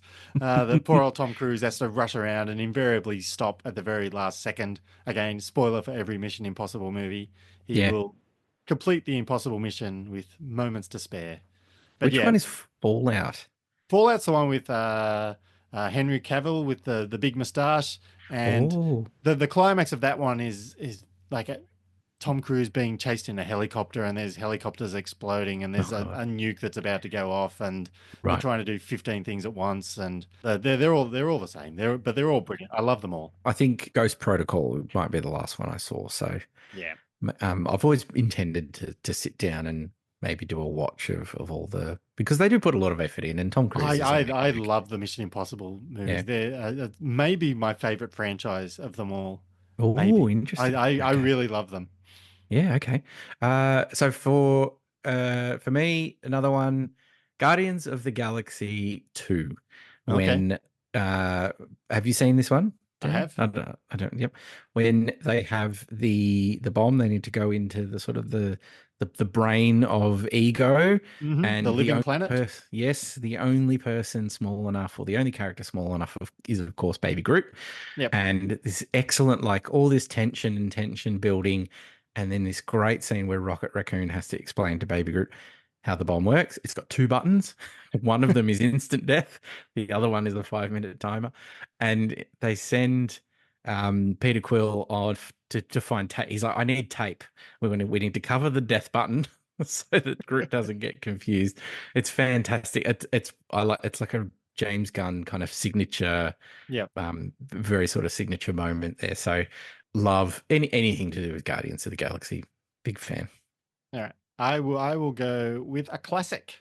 I will go with Star Wars Episode 4, the final sequence. The Death Star Mm. will be in range in 5 minutes. That's effectively a bomb. They're Yeah, counting down until the Death Star arrives, and yeah, and then Luke's trying to blow it up before it blows everybody else up. So yeah, I did that think about that one, but all I could think of was that they are trying to blow up the Death Star, and I'm not as up on my Star Wars lore, so I couldn't remember if there was any kind of timing happening on the other side of where they were there like, was, we're yeah, gonna. the Death Star was coming around, and it was about to blow up Leia and all the other rebels on the base. So it was Mm, only seconds to spare before Luke just shot it and blew it that's up. right, to sort of swish Yeah. lands the basket. Okay, another classic movie here. It's another sequel actually. Mm. The Naked Gun 2.5. Oh, And Frank Drebin trips over the power plug, and inadvertently saves the day by simply just unplugging the bomb. Which, sorry, I spoiler haven't seen alert. that movie in so long. Spoiler alert for the end of the movie. All that tension, and then just pulled it, and you can see his face, right? You don't even need to have Yeah. to see this, to sort of watch it again. You can see his face holding up the plug. Legendary stuff. Love me some Naked Gun. I've got one more. Well, I've got two, but I assume neither of us are going to say Speed. Um, the TV show 24, which I didn't really watch all that often, Yep. but I did watch season 4 in full because it just kind of sucked me in. I watched the Okay. first one, and it was one of the best examples of kind of silly action-based plot escalation I've ever seen. Like Mm. you start watching, oh, what the hell? How's Jack Bauer going to get out of this? And then he does, and then but at the end of it, it's like, no, something even more dramatic has happened, and it just kept getting bigger and bigger. And by the end, there's like a nuclear bomb, and the president's had the football stolen from him. They're going to blow up, Los Angeles with a nuke. It's just Yeah. crazy. Oh, But yeah, it was very entertaining and very silly. It's a similar appeal to this season 4 Lost season finale. Just yep. one preposterous fresh crisis after another. It was very entertaining. Excellent. Excellent. Should I watch 24? Maybe the people can say I'm not sure I'd recommend it, no. but that season, if you watch season 4, that was well, it was the only one I Okay. really watched, but I enjoyed it. All right, this is my last one. And this not from a movie. This happened in real life, Dan. Oh, May 5th, 1993, in Kawasaki Stadium, Kanagawa, Japan, 41,000 people inside, 41,000 screaming fans for Atsushi Onita versus Terry Funk in a no rope exploding barbed wire time bomb death match. This is Jesus. Japanese pro wrestling at its absolute best. They took away the ropes, they replaced them with barbed wire. Atsushi Onita, the local hero, challenged the foreigner Terry Funk, who'd come all the way over from America to see who was the biggest maniac of them all. And what was unique about this match was that they'd set a 30-minute timer. So in 30 minutes, the ring was going to explode. So they had to have this knockout, drag down brawl. They're entangled in barbed wire. They had separate tables and things surrounding the ring that also had explosives wired to them. This is If you haven't seen madness. this, it is absolutely wild. They're throwing themselves into exploding tables. It is absolutely bonkers. And 5 minutes remaining, basically, these big sirens go off to let everybody know the the ring's about to explode. And with about a minute with about a minute left, local hero Anita pins Terry Funk. It's absolutely incredible. He pins him, he gets the win, everyone's cheering, he leaves the ring, and then he looks up and he sees there's like 30 seconds to go. And the ring's gonna and he's this man he has a great deal of respect for is still in the middle of the ring. So he goes into the ring and he's slapping him around, going, "You've got to wake up because the ring's about to explode." We get to 10, 9, 8, and so he just covers him. He covers him, and the ring goes. There is just explosions and powder and dust everywhere, and people are like losing their minds because the ring's blown up. The dust settles. These two men are sort of standing arm in arm, covered in blood. It's All right, that's absolutely a winner. incredible. That's the winner. I'll send you. You can either have a quick sort of highlight of the match, or there's a really fantastic episode. There's a TV series called Dark Side of the Ring, which is on SBS on demand, so free for anyone in Australia. There's a really great episode specifically about Atsushi Onita and his approach to deathmatch wrestling. But there's Wow. a literal timer and a bomb that was counting down. So Yeah, I'm sure Hitchcock would have approved. yeah, but I'll send it to you. You let me know next week whether Hitchcock would have admired the tension Yes. in that. So that's there. That's my list for this week's list All within a right. list. Okay, everyone, it is once again time to catch up with our favorite first-time viewer, Fiona. Welcome back. Now, the lounge room is all set up. The cushions have been arranged correctly. The muffins are in the oven. Let's hope they don't burn. It's time for Dharmaville Book Club. Just a quick little catch up with you, Fiona, because you've just finished season 3. You've spent some time in Dharmaville. Fiona, what are your thoughts on Carrie by Stephen King? Let's have let's do. I've actually never read the book, but I have seen the original movie. Who are we kidding? Come on, you've literally just finished. Let's go. Let's Wait, am I your favorite first time viewer, or am I the only person you know who's only viewing it for the first time? Either way, I'll accept it, but I just want some clarification for the audience. It can be both things. Absolutely, I'll take it. Just finished season 3 literally an hour ago. Like, I timed this down to the minute because, like, sometimes the brain is goldfish, but also, like, I had heard that this was a good finale, so I'm like, I am going to time it to the very minute, so I'm fresh and ready for you guys. I got a text message, Dan. Yeah. It just says, "Oh my God, that was the," and so I was thrilled because this is why I wanted to come and watch it with you. Of course. Yes. So I'd texted Chris before because I saved the last 2 episodes for today. I like a double banger. So I texted Chris and I was like, hey, do you want updates as I'm watching it, or do you want me to save it for the podcast? He was like, no, save it for the podcast. So I was like, don't text Chris. And then the oh my God moment happened, and I was like, he's getting an oh my God. I can't not. Like, wowzers. Every time I watch that, because I've obviously watched the show a few times, it feels more and more obvious, and I'm like, oh, to if I could put myself in the shoes of a new viewer, even in 2025, would is it obvious? Does it still hit in the same way that when Kate appears, your brain is like, hang on a second, they've just flipped the entire. You know how careful I've been not to say the word flash forward in any of our conversations, as to not ruin one of the show's kind of best tricks. Nobody's in doubt who the true hero is, Chris. It's you. It's always been you. Well, because I was watching this episode, and I'll be honest, like, this season, and we'll talk about it more, but it dragged a little for me. Ooh. Like, it really, there was sunk in the middle, and I was like, what are these fellas making me watch? And then I got to this final episode, and there's big beardy Jack, and I was like, you're fucking with me. How have we not seen this story? Like, it got me hook, line, and sinker. I was like, you cannot, on the final episode of season 3, give me a brand new pre-storyline where suddenly he's got this beard and he loves an oxy. And I was like, we had enough going on with Jack. The dad had the addiction. Like, and then I started to think, like, and these are questions I genuinely want to ask from you guys, because I'm assuming you know all this sort of stuff. Like, when this show came out, was it already going to be a 5-season arc, or was it they're going to see how successful it was to see where it's going to go? Because I'm like, you're throwing shit in now at season 3, like it's my first day. And so then when I got Kate, and my brain went through like a Rolodex of like, because, like, you feel like at this stage, everybody's run into everybody in Sydney, like everything. Yeah. And I was like, I am pretty confident they haven't met. And then I was like, holy shit, you got me.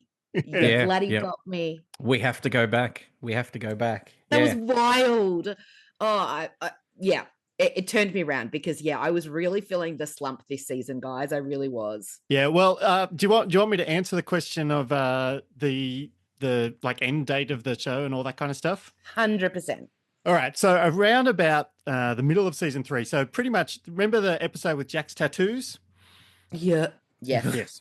All right. So around about that point, they'd been hassling the people in charge and saying, like, the showrunners had been hassling the people in charge, saying, look, we've got an idea of how to end this story, but as per tradition in those days, there were no endings. You just kept going till your ratings ran out, and that was it.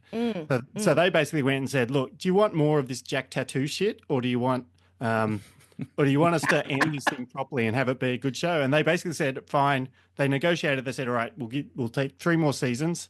And from that point on, they said, all right, we're going to kick into the end game now. And part of this end game was this whole flash forward. We have to go back. Okay. Love that. Love that. Yep. Because you're right. Like, I think we're like, when we talk about like those of us who love television, you can rely on a UK show to give you a 3-part, bang, bang, bang. Yep. And you're satisfied, and it's delicious meal. You had your entree, your main, and your dessert. Thank you and good night. And then I think like we do see with these US shows, and I know it's, this is 20 years ago, but still now with the state of television, like if something works, oh, great, they love it. Let's throw double at it. And then like, where are we going with this though? And I was really hoping that wasn't be the case. So this is really good news for me. 20 years on. So that's cool, because that tattoo episode was bullshit. Why would he be in Thailand getting a tattoo of Chinese writing from some random feather-haired woman wearing gold heels, silver heels on the beach? What was that?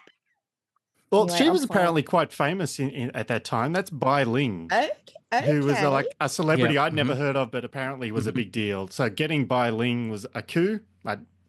I don't know. Well, they wasted her. They wasted her entirely, because the whole thing was very confusing. Also, don't forget, I'm trying not to Google anything. So that sort of information I appreciate. Yes. Thank you, fellas, because I've sort of tried to Google something the other day, and then my eyes saw something I probably shouldn't have seen. So I'm just trying to staying off the internet entirely, like not just Lost related stuff, like out of respect for your podcast. And we appreciate that. Yeah. I think there were rumors at the time that like, because Sawyer's stuck in a cage, Kate is in a cage, and it was some kind of metaphor for the writing team that like we're kind of stuck here, which sounds silly to sacrifice your own show, because those first 6 to 9 episodes are struggle town. It starts with an incredible bang. We've got another excellent opening montage. We've got Juliet, an entirely new character downtown. She's in a very reasonably modern looking home. It's great. Like we've got this little tradition going now from the first episode with Hatch, and then we're just like stuck on this other island, like. And Dan, do you remember if this was sort of the talk at the time as well? They certainly said afterwards that, in retrospect, like I don't think it was a deliberate thing to put them in cage as a metaphor, but they kind of said in retrospect, we could see how that was how we were feeling as well, kind of trapped in this. We can't get out of this show, and we don't know how it's going to end, when it's going to end. We kind of just got to go around in circles, and we're trapped. So they did say that later. Yeah. Okay, that's really interesting. That it does add a whole new dimension to what was going on. And I like to hear that we've got a couple more seasons now where everything is planned out. I'm hearing from you guys that you're promising me this is going to be excellent. That's what I'm hearing. Yes. No hiccups. We'll wait. There's also a little Hollywood writer strike somewhat thrown into one of these seasons as well, which really just results in a shorter season, if you remember when that happened. So were you ready for a love quadrangle when I'd love to get your thought, like Kate declares her love for Sawyer's smashing rocks and getting into fights with the guards, and maybe Juliet and Jack have got a thing, but a lot of staring at each other through security cameras, and it was so boring. Oh, I just don't care. I think like if you're stuck on an island like that, you're either banging all the time or you're not interested at all. I don't think I don't know, maybe it's just me, but I'm thinking you're either having like a super sexy time and you're like panicked and there's adrenaline and there's, are we going to die? Let's just bang it out. Or I think you're like, I haven't got time for this. Like, do you know what I mean? I'm pooping in a bush. I haven't brushed my teeth. For some reason, I haven't grown armpit hair, but that's just the way life works sometimes, I guess, on a magic island. But like, I don't see like this prolonged will they, won't they? Who does she really love? What does the love mean? Which one's going to love her right and be the, God, I just found it all so boring. Yeah. But then I will say when her and Kate, excuse me, her name, put some respect on her name. When Kate and Sawyer did bang, it was kind of hot. Yeah. But it was also kind of gross. It's like, why is she nude and he's still got pants on? And why you're in a gross cage where there were maybe bears and there's cameras watching? Like, ugh, I don't know. You had all this time on the island. Like, come on. You had all those pawns apparently.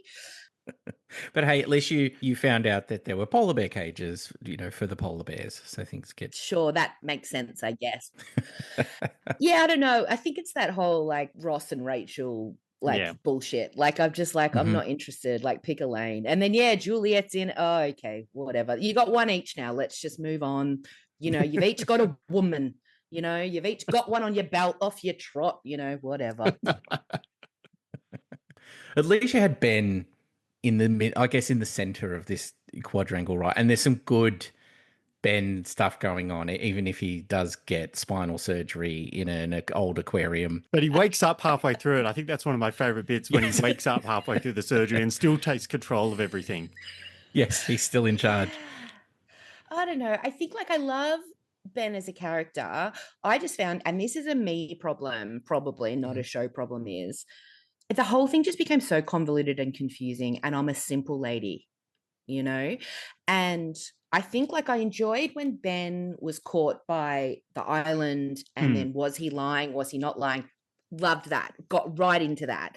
But this one, when it's like everybody's lying to everybody all the time about everything, like my little brain just couldn't keep up with it, which instead of making me intrigued, it just made me not really care. Because I'm like, what can I possibly get invested in if from one second to the next, everyone's just lying to each other? And I guess that's super interesting and intriguing for some people who want to like have that wall with the wool and like, you know, working out what's happening. But I guess that's maybe not my bag. I don't know. So that's the bit that just felt like every time I tried to get, invested in something, oh, never mind, they've just lied again. And not really any reason. It's just like tricked you. And I was like, but why did you trick them? Like, why did that happen? And I think that's where the season started to sort of drag a little bit for me. Because, and you're 100% right, Chris, what you said before, it started with a fucking bang. They've got a whole modern town where they're doing book club and making muffins. Like that's, I genuinely was like, you had me at hello. You know what I mean? And then the plane crashed. I was like, this is it. This is the island. And they're actually like, this is not what we were expecting. This is a throwback to when the dude had the fake beard. Like, what are they faking? What are they hiding? This is so cool. And then, I still don't quite know. Yeah, I think most people agree that like the middle part of season, or the middle to early part of season 3 is a bit sluggish, and then it picks up kind of as it approaches the finale, and then the finale is just, mind blowing, game changing, brilliant. Yeah, insane. There are they do try some new things. Dan, I don't want to talk on this topic. I know you're the expert when it comes to the new cast members. So what did you think of Nikki and Paolo? Oh, okay. So that was actually, I don't know if I'm about to say the wrong thing. That was one of my favorite episodes. Yes, I love controversy. Oh, really? Is that a controversial take? I actually watched that episode twice because I was watching it and then I started to sort of do something in the kitchen. So I was like listening to it. And then I was like, this is actually too good for me to be multitasking. Like, it's the thing I wanted without knowing I wanted it. Like, we actually got to go back and watch. First of all, I texted Chris because I got to see that guy get blown into the airplane engine again. So I was very excited to see my friend again. But then, we just got to see everything from this other point of view. And, they're off the island storyline, whatever. But I actually just really enjoyed this. Yeah, just this other POV, and then the cute little callback to like when he was in the toilet in the hatch, and we were like, what's that weirdo guy doing in the toilet? Oh, there was a reason for it. That's so cool. Yeah. Fucking loved that. I think that's been one of my favorite episodes so far, for sure. Excellent. It's very divisive. People either love it or hate it. I'm definitely in the love it camp. It's been on my list of, it's in my top 10 list, which is very divisive. And is that male actor? Is he somebody? Have we seen him in other stuff? There was a lot more sort of people that I recognized in this season. I think at the time he was very popular internationally. And so it was a big coup for the show. Like, hey, we've got another star from another country. And at the time, watching week to week as they start to have more lines and just suddenly, because they were the representation of the background players, fans kind of just rejected it in the week to week. Like, who are these people? And so they made the decision again. I don't know how quickly it is you can turn this stuff around, but they were like, fine, let's just bury them alive. If the fans really hate them, which was, again, in the moment, loved it. Delicious. and I was like, then the next episode came on, and I was like, that's it for them. Like, they've actually just been buried alive. Lost has done the thing it hates to do, and it's killed a character. Like, it was just, honestly, actually, I'm just going to say that's been my favorite episode so far, for sure. Wow. Okay. Yeah. Did you not like it? Are you? I'm railing a little bit. No. I think it's a fun thing that happens on the way to, like, obviously I love so much more about the show, where things are headed and other characters and stuff. And it's just this kind of weird thing in the middle. And I think it's a good representation of this season, because this season is the last and only time, I think, where there's just a status quo, where almost like a sitcom, where like there's people at the beach camp sorting through muesli, and characters can come and go. Not everyone's on a mission or a journey. And to what Dan was saying earlier, once the writers got that permission, the number of episodes, the budget, okay, you got 3 seasons, it's go, go, go. It's everything is racing towards the finish line. Whereas there were things like, oh, why don't we just introduce a couple of new characters and see how it goes? Or some of my other favorite moments are let's have Hurley fix up an old Dharma van. And there's a bit of hangout stuff. Some of it works, some of it doesn't. And I think it's responsible for that malaise that the show kind of has in the season. But you also, I don't think you can have some of the character moments as well without a bit of just hangout time. So yeah, I don't know, Dan, unless you've got a different perspective, Dan. No, I think that's pretty right. From here on in, it is like there's not a lot of mucking about. That we've got a story to tell, and we're going to tell it as rapidly as we can. Got a lot of stuff to squeeze in. Because I do like, I think one of the things that, and I don't know if it's a 20-year-old show thing, and I don't want to insult a show that obviously you guys love so much, and I am enjoying watching it. But I think what I liked about that episode, and there's a few other things, the Hurley thing, I loved the scene where Jinder was telling a ghost story in Korean, and they were all just like enthralled. And I think those sorts of moments is when the show's not taking itself as seriously. And I think sometimes that's what gets me about Lost, is it's taking itself super duper seriously. And I think maybe like the landscape of television has changed so much since then that things are either much more dramatic or much more cheesy, and Lost is sort of, it's a little in the cheesy, it's a little like we all love cheese, but it's a little in the cheesy pile. So I think when it was doing stuff like that, I was like, oh, you guys get it. Like, you guys get that this is a bit wackadoo, like what you're doing. In fact, pretty much anything with Jin, when he's hanging out with the boys, I'm like, obsessed, love it. Like that sort of humorous moment when I'm like, okay, you're not taking yourself too seriously. This is a show about God knows what. A smoke monster, I assume, guys. I'm not sure. I'm yet to find out. Well, at the back half, things do get a little bit serious. Like, Locke seems to be quite locked in now on his destiny.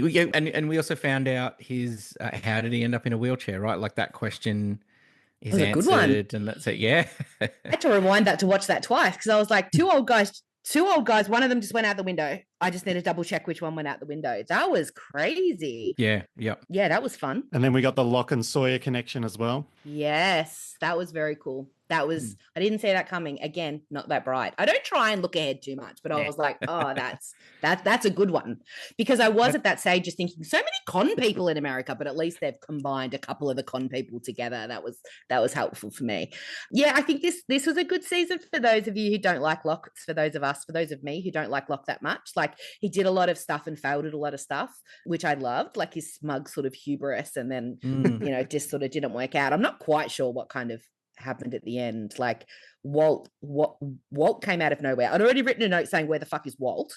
And then all of a sudden he appeared in front of me, almost a fully grown man. So he just appeared and told Locke it's not over, and made his legs work, and then made him come and I don't know, whatever, Locke, mate, you do your thing. You do your thing. You know what I mean? There are moments where, like, if you'd caught me, like, when I was rewatching at that time, I would give you an answer. I'd have an answer. But at the moment, I have 6 seasons of information in my head, and I can't pluck an answer for you right now. But there's, like, he's laying in the pit from The Purge, which was orchestrated by Ben. That's right. When we got to... It made the combi van less fun, though, right? To know that's where Ben killed his dad. Like, it took the shine off the combi, but that's fine. Yes, especially when Roger Workman lost his own head. So what do we know about Jacob? So all I know about Jacob is that nobody's met him except for Ben. Ben took Locke to see him in the cabin, and then Locke was like, "You're full of shit, Ben. There's no one here." Yep. And then Ben had said, "Don't use modern stuff," and then Locke put his lamp on, and Jacob went cocoa bananas. So then that's all we know about Jacob. Yeah, I think that's pretty right. That's the end. We don't find anything else. You may find some more. I hope to find out a little bit more about Jacob for sure. I did just remember we did talk about, because John got shot where his kidney used to be. Oh, slow clap for Lost. Well Plus done. Magic Island. Magic Island. We have to talk about Desmond, Charlie. You're gonna die, Charlie. You're slinging a lot of shit about Charlie on the old text messages, and I left it alone. Was I? What was I saying? Oh no, I think I honestly don't know if you're a fan of The Hobbit or not, but you continue to refer to him as The Hobbit, and I'm like, I don't know if Charlie has really worked his way into Fee's heart. That is because it would take a lot to work The Hobbit out of my heart, because when the Lord of the Rings films came out, I was obsessed. So like that is, and he hasn't done a lot since then. I think he did like Will You Wear Wigs, but I think apart from When Will You Wear Wigs, I don't think he's really done much else. You're both giving me blank stares on that one. Someone can write in and tell you what Will You Wear Wigs is. Okay. And you'll be embarrassed. No, he did work his way into my heart. I think what I really liked, and I think you touched on it before about the Nikki and Paolo episode, was like every now and then I just get the absurd idea that like there were so many people on this island having such completely different experiences, which you were basically alluding to. And even the people that are aware the island was bonkers thought it was bonkers for different reasons. Like you had like, well, there's, something about babies, and then something over here about smoke monsters, and then something over here about polar bears. And you're right. Then you've got these people that are just on the beach. Yes. Yeah, Claire, and it's looking after a baby. Trimming their fringes and stuff and working on their feathered hairdos. No, Charlie, I did. Like I went up and down with Charlie. And the show, like again, it's just there's a lot of this really macho male energy in the male characters that I just get a little bored with. Like Claire's not your lady. Baby Aaron is not your child. Like let's just all fucking chill out a bit. But overall, I didn't mind him. As I said to you last time, like the heroine story was a bit boring for me. But the idea of first of all, people who know me know I hate time travel. I get very confused by time loops. So but when that came out with Desmond, I was like, this is really interesting. Desmond has really grown on me as a character. I really enjoy him a lot. Love Desmond. Yep. He took a while, but I'm there now. And saving him, I thought that was a really cool plot point. Like saving him because it's the right thing to do is save somebody that you really like, and then having to make that decision between saving him and seeing Penny again and still choosing to save him, like still choosing the current timeline over a possible timeline. Love that whole story. And then when they said that he's going to flick this switch and drown, I was like, well, I actually was really hit by that. I was like, that is cool. Cool if true, Lost, because you've fucked with me before, if you know what I mean. So then obviously I'm watching these episodes this afternoon, and prior to Charlie, they have the fake out where they say they're going to kill Sayid, Bernard, and Jin. And I was fooled by that 110%. Like I did the whole sit up from my couch, like, they just killed 3 of the main characters. Like they've done it. They just killed 3 of the main characters. Everybody does what Ben says. And I heard the shots and I was like, you've got me lost. Like after all my bitching and moaning that they're too scared to kill someone, here at about halfway through the journey, they're going to start doing it. Like they've taken out 3 good ones. Because I am going to do a TED talk about how Sayid is my favorite character after this. But I was like, they've done it. And then we get to the Charlie bit. I can't actually remember. It was an hour ago, guys. I can't remember whether we said the Charlie bit. That's or okay. It's very shooty bit. But either way, I was like, they're going to kill 4 characters. And I'm sad to see Charlie go, but I was really glad that they did a follow through. Yeah. And for a show that's so much about prophecy, I think it was great that they actually did follow through on that prophecy. And I thought it was a beautiful ending for him. I think that I actually really loved it, and I was actually really sad. But he wrote "Not Penny's boat" on his hand, and I remember that being a thing. Yes, I was gonna ask because that really punctured popular culture. Like this episode has we have to go back. Yes, but it also has one of the biggest character deaths with the iconic. There were coffee mugs. There's everything with not Penny's boat all over So it. I think last time I spoke to you guys, or maybe I don't remember which time it was, but I said there's something about Penny, and in my head it was like Penny's boat. I don't remember if I said it out loud or not. And you like cool as a cucumber. You're like, yeah, yes, there's a character called Penny. And as soon as that happened, I was like, you sons of bitches, that's the thing that was in my brain. Not Penny's boat. I know what it means. That was incredible. That whole bit, I was like, adrenaline. Dead Charlie. It was no, I loved it. I loved that for him. RIP to a good one. Like beautiful. Loved it. Had to go. And then baby Aaron feeling it from the island. And in that final bit where Jack's, radioing the freighter, did you think something was going to go wrong there? We're in season 3. I remember when I watched, I thought, well, they can't be getting off here. Well, what's gonna happen? Well, we knew that it wasn't Penny's boat. So we knew that there was a lie there somewhere, right? We knew that Naomi was lying. I was still super confused about why Locke knew it was the wrong thing to do. I think that's what I was dwelling on. I was like, where's Locke got this information that we shouldn't do it? It's a bit of a shock, yeah. Yeah, and then Jack goes ahead and makes the call. And I'm like, well, classic Jack. He does what he wants, regardless of what the people around him think, because he man. Yeah. Yeah. I was like, what the fuck? Are they actually going to get saved? And then obviously we have what we now know as flash forward. So I think that was just so brilliantly put together. Yeah. Like it was just a bow on top. Sucked me right. Every finale, they're sucking me back in. It was it was a hell of a finale. I can't believe it.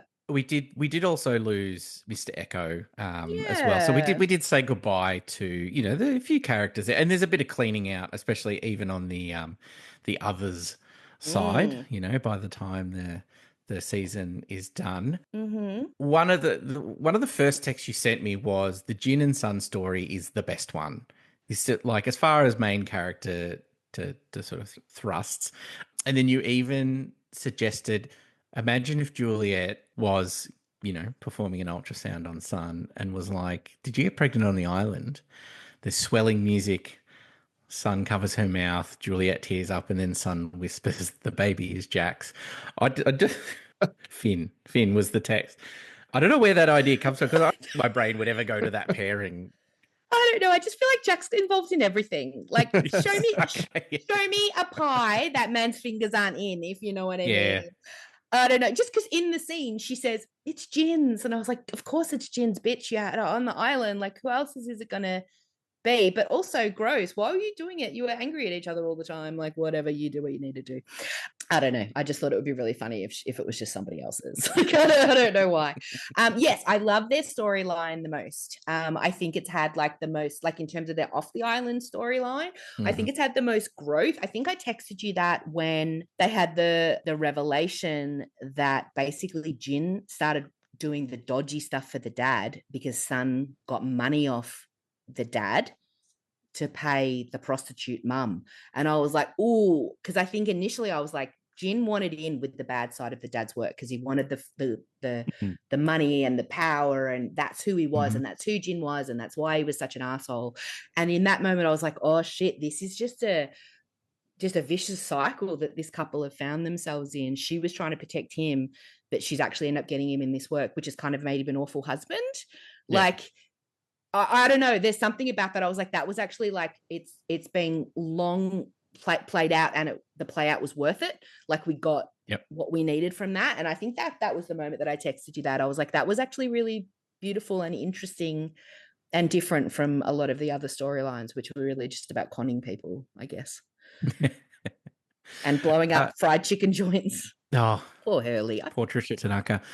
Any other big moments from like this episode? The finale that you mentioned is definitely deep within the top 10 of highest rated episodes, and there's a couple of other ones as well, including the man behind the curtain, which is the Ben's backstory, arriving at the Dharma Initiative, and his rise to and the deal that he makes with the others.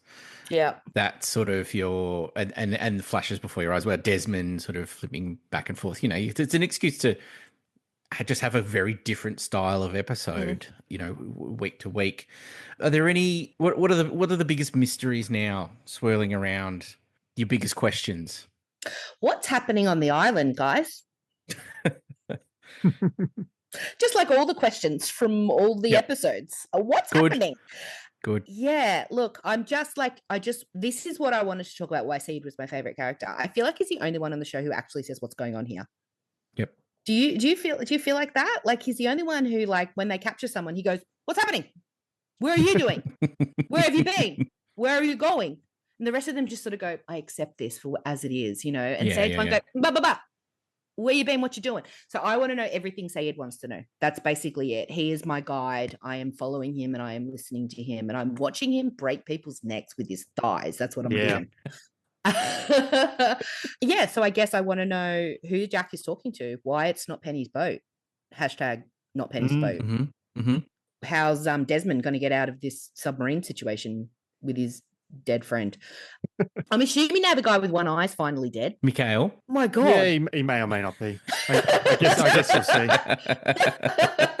see. He's my most hated character in that when you watch Charlie, because every time I rewatch the show, I hope that that Charlie's fate is not what it ends up being. Like it's such a huge thing, and and then he's doing the good vibrations and all that. It's such good stuff. And then I always go, maybe Mikhail won't come back this time, or maybe he won't appear, because they tease you. They let you have that moment where he's like, he's fully accepted his fate. Yeah. You go in there, blinking light, flick the switch, done. And it's like, it's done. And then even you are like, oh my God, you're going to get away with it. Everything's perfect. Yeah. And then here he is in that little porthole, just that little hole with his holding up that grenade. Yeah, that one. ding, ding, there he was. I kind of think that the good vibrations thing wouldn't have worked as well if Charlie had have lived. Like it was so cheesy. It's like, I'll accept it only if he dies. Yeah. The other things in this season that I loved was getting Boone back. If there I was don't remember Boone coming back. When was Boone back? Boone comes back and he talks to Locke. He pushes Locke through the airport and tells him that he's, but he was like super passive aggressive the whole time. And I'm like, that. Forget what Boone's character was. This is the Boone we needed. This smug sort of wheeling around Locke. I think he had his own TV show by that time, so that's probably why he's so smug. He deserves it. Nathan Fillion, wasn't expecting him to pop up. Yes. That was exciting. Thank God we had another love story for Kate. I was like, oh my God, we haven't had one for half of an episode. So I don't know if we needed that, to be honest, but it was nice to see Nathan Fillion. Yes, and we got more of get Locke's little love story off the island, like his little his backstory was him getting fooled by an undercover agent. Yeah, some when he's out on the that was farm. pretty stupid. Yeah, and just his relationship kind of going to go with Helen not quite working out, which again always makes me sad as well. Yeah, Locke, go away, Locke. Yeah. Oh, and then we had a brief Mac from It's Always Sunny in Philadelphia. Oh, yes, of course. Yeah, we had a couple of the women from Deadwood, speaking of shows that thought they were going to get another season and didn't, and I could do an entire podcast around those 3 seasons. But we had a couple of the birds from I feel like the others have more strong chicks than the originals.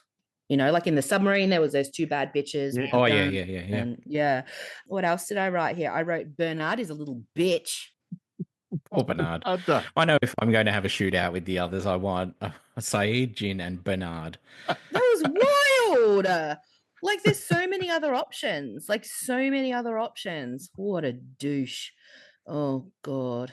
No, okay. It got me back in. It was a slog, but it's got me back in. I'm excited to see what happens next. So how many more seasons have I got, guys? 3 more. You've got 3 to go. And they're all shorter. 3 to go. Okay, so there's 6. I thought there were 5. That's fine. I'm down. I'm ready. No, I'm really excited, Dan, with the news that, from here on out, it's pretty planned because that's what I like to hear and see. Again, been burnt by Deadwood, can't go back. So I'm pumped. I'm excited. Well, Fiona, we are going to bid you farewell. We don't want to hold you up any longer. Get stuck in. Press play on season 4 and we'll talk to you again soon. Lovely. Thanks for having me. Thank you. Thanks. Bye. Thank you.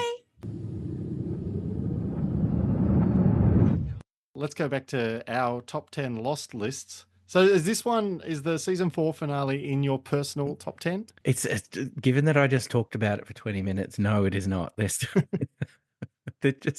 there's a theme, and I'll get to it, I promise. But I've knocked back a lot of the top 10 this year, so no, not for me. And we should say last week, Dan, your number 7 Yes, was was this in episode. fact. Yeah.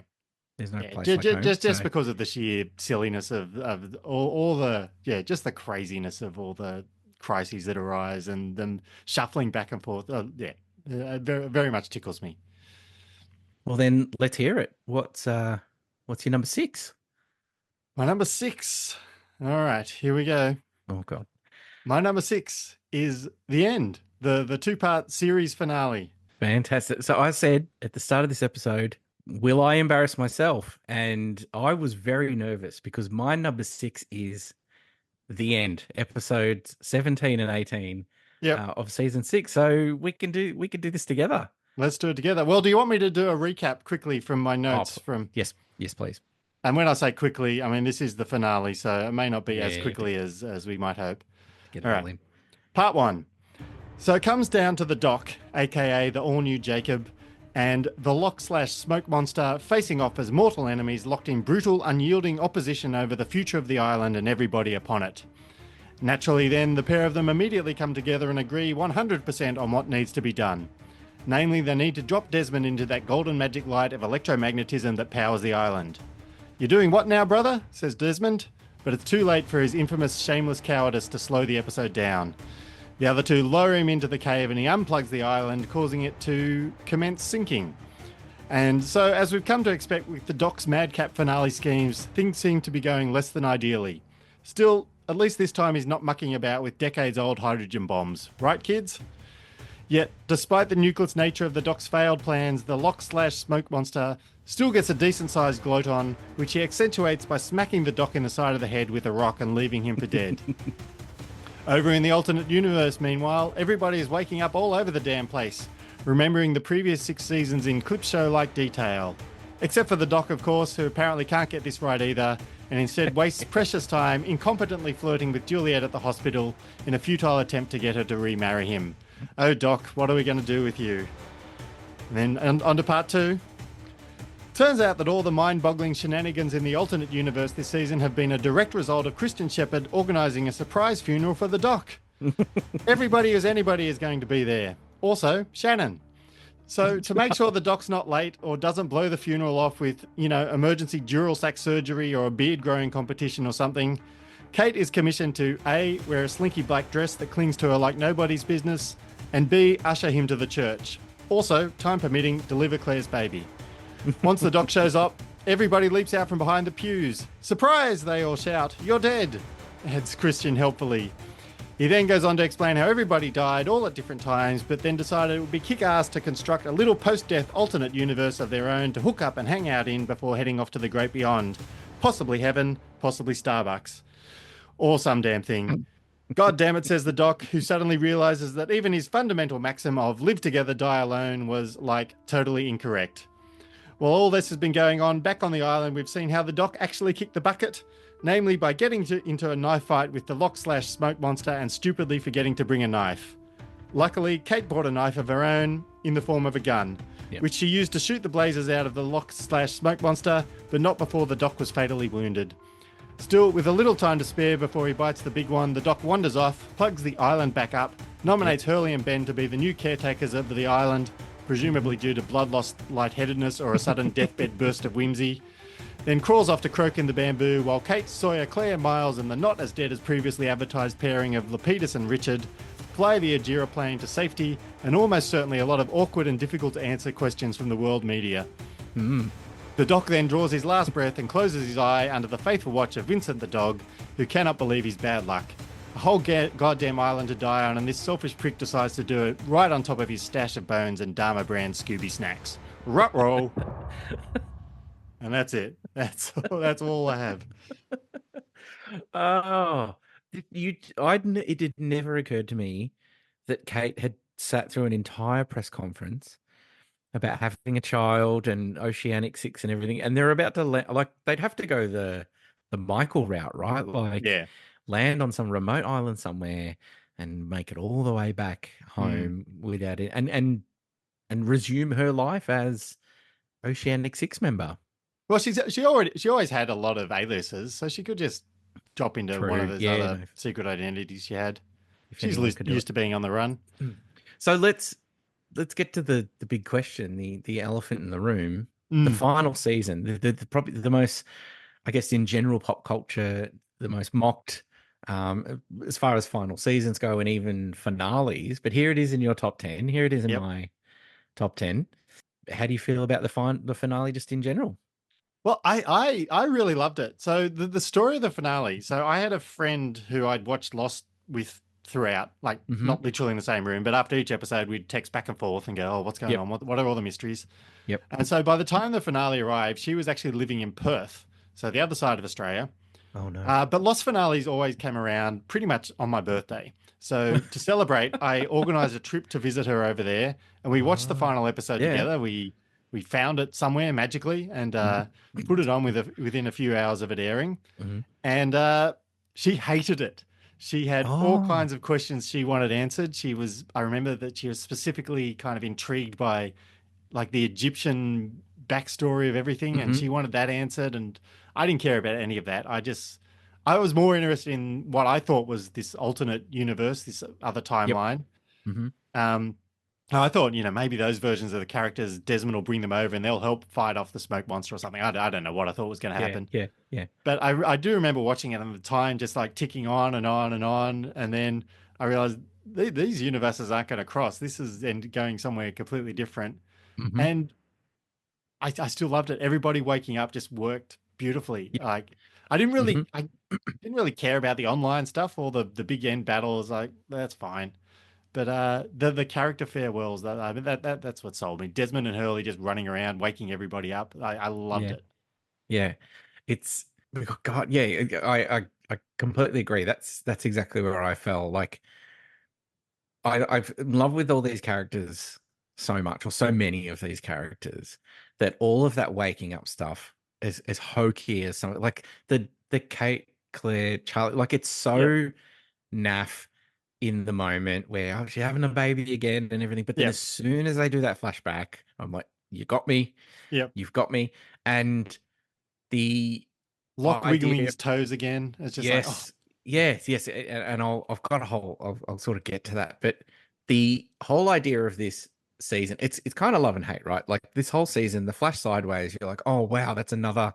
We're not doing forwards, we're not doing backwards, we're doing sideways. yeah, And what does that mean? And I think the idea of it, like, well, it didn't mean anything. This is just them in the afterlife, is yeah, kind of deflating. It's kind of flat, but I get it. Like every time I think about it, I'm like, well, where else you can't really go anywhere else. yeah, So I don't blame them. On paper, I think it works. In execution, on the rewatch, especially, there's a lot of stuff at the start that just like none of this matters. yeah, Like Sawyer being a cop, Kate on the run again. I don't want to see this. I don't care about any of this. But the end where they are all, and it's just about saying goodbye. yeah. All works for me. I get emotionally drawn in, and it sounds crazy now with hindsight, but you can't do anything else. You can't Yeah. suddenly reveal some other big magic thing, or that, oh yes, the Egyptians with it, or it's time to answer the statue, or it's time to I no, think a lot it's of people were hoping for that though. Every like a lot of yeah. people had their own crazy theories, and like there were so many different crazy theories. It's like, well, what are the odds that they're gonna land on the exact one you've come up with? And Yeah, yeah, yeah, yeah. I just think it was impossible. If you think about where the show was right before the finale, you can't suddenly go to we open on ancient, Yeah. back Well, pre. they kind of did that with Over the Sea, right? They went all the way back, and that was Yeah, considered a massive dud of an episode when we really learn how Jacob and the Man in Black came to be. yeah, I don't have any memories otherwise. So where I had one of my best mates. We worked in the same office together, and we'd just come in every week. And he wasn't as au fait with how to watch and acquire, Mm, each episode. So I would come in having watched the episode the night before. I would hand him a thing, and he would be able to take it home and yeah. watch it. And We once went to a friend's wedding, Mhm. and we spent the entire time outside talking about Lost. Discuss in between a little bit of The Wire, but mostly about Lost and where it's headed and everything. We missed the entire wedding because we were Yeah. talking about Lost. Fair enough. Weddings come and go. Yeah, and I'll never forget. I'd seen the finale, and then the next day I was reading reviews on it.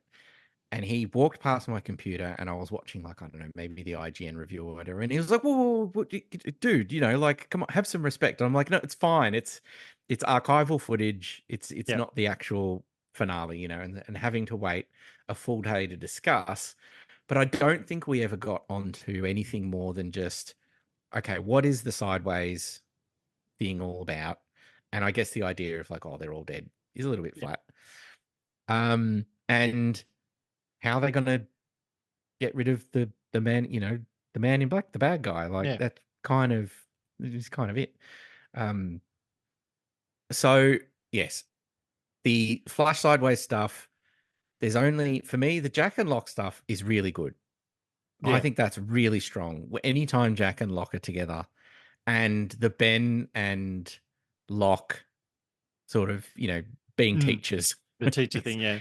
Yeah, I can watch that. I could watch another series on that. Yeah. And I felt like it was a really nice. Is it possible that the writers were like, "Oh shit, we've written off John Locke to get onto this master plan. Do we maybe owe him a nicer ending Yeah. somehow?" Yeah. Because they give him that, he's got the relationship with Helen Yes. Yeah. and his father, and he just and he's got that backstory about why he's in the wheelchair and how he doesn't deserve to sort of come away from that. But yeah, I don't, that stuff is really strong for me. The Jack and Locke, every time they have a conversation, Yeah. I'm glued to the screen. Yeah. Yeah. I think in retrospect, yeah, all the flash sideways, I mean, it's all just sleight of hand trying to fake us out on what is actually going on. So on a rewatch, it does, like, most of season 6 doesn't work, but from the moment Desmond kind of gets the instructions, like, that he has to start waking people up, or he decides he needs Yep. to start waking people up, all the flash sideways stuff, I'm almost not caring about what's going on the island at that point. It's just like, oh, Oh. what's going on here? He's running around. He's got his plan. He's trying to do something. What's he trying to do? And even now that I know what he's trying to do, it's still kind of thrilling to watch him. He'll set Hurley up and Libby, and all of a sudden, we're away again. Now he's got an extra helper, and off they go. Yeah, I like it from that point on. Before that, it's just like, I don't really. Yeah. I'm similar to you. But yeah, I agree. Probably the Locke and Jack stuff is really good. And I guess the thing, I feel really dumb about this. I don't think I ever really thought about the fact that Jack was a spinal surgeon, and Locke broke his back before it got to this, when it's so obvious that in this timeline that's how they're going to hook up. I don't think I really thought about it on the island, because Locke's running around on the island the whole time. Yep. And that's got nothing to do with their relationship. It's man of science, man of faith. Yeah. And from when Jack loses the coffin and Locke is there with him, so I really like the first episode, or LAX Part 2, I think. Yeah. Where they meet, and they just have like a really, really nice conversation. And he says to him that, no, your father was already gone. This is just his body. And then the idea that Jack is the last one to wake up because he's so stubborn, because he's holding on. And I actually like at first I was really confused by this idea of why does he have a son? Like, I don't get it. Yeah. But in that world, if you're able to create your own story, or I don't know the rules of it, like, he's so much more dug in than anybody else. In fact, he's got a made up son there, all part of the father issues and things like that.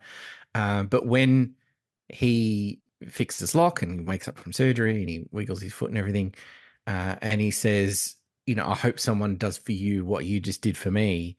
Like, I love that, because it's the only chance Jack has to kind of make good, apologize, to say to Locke that you were right. You know, the Yeah. fact that he's so persistent in I want to fix you, I want to fix you, you know, makes so Yeah. much sense.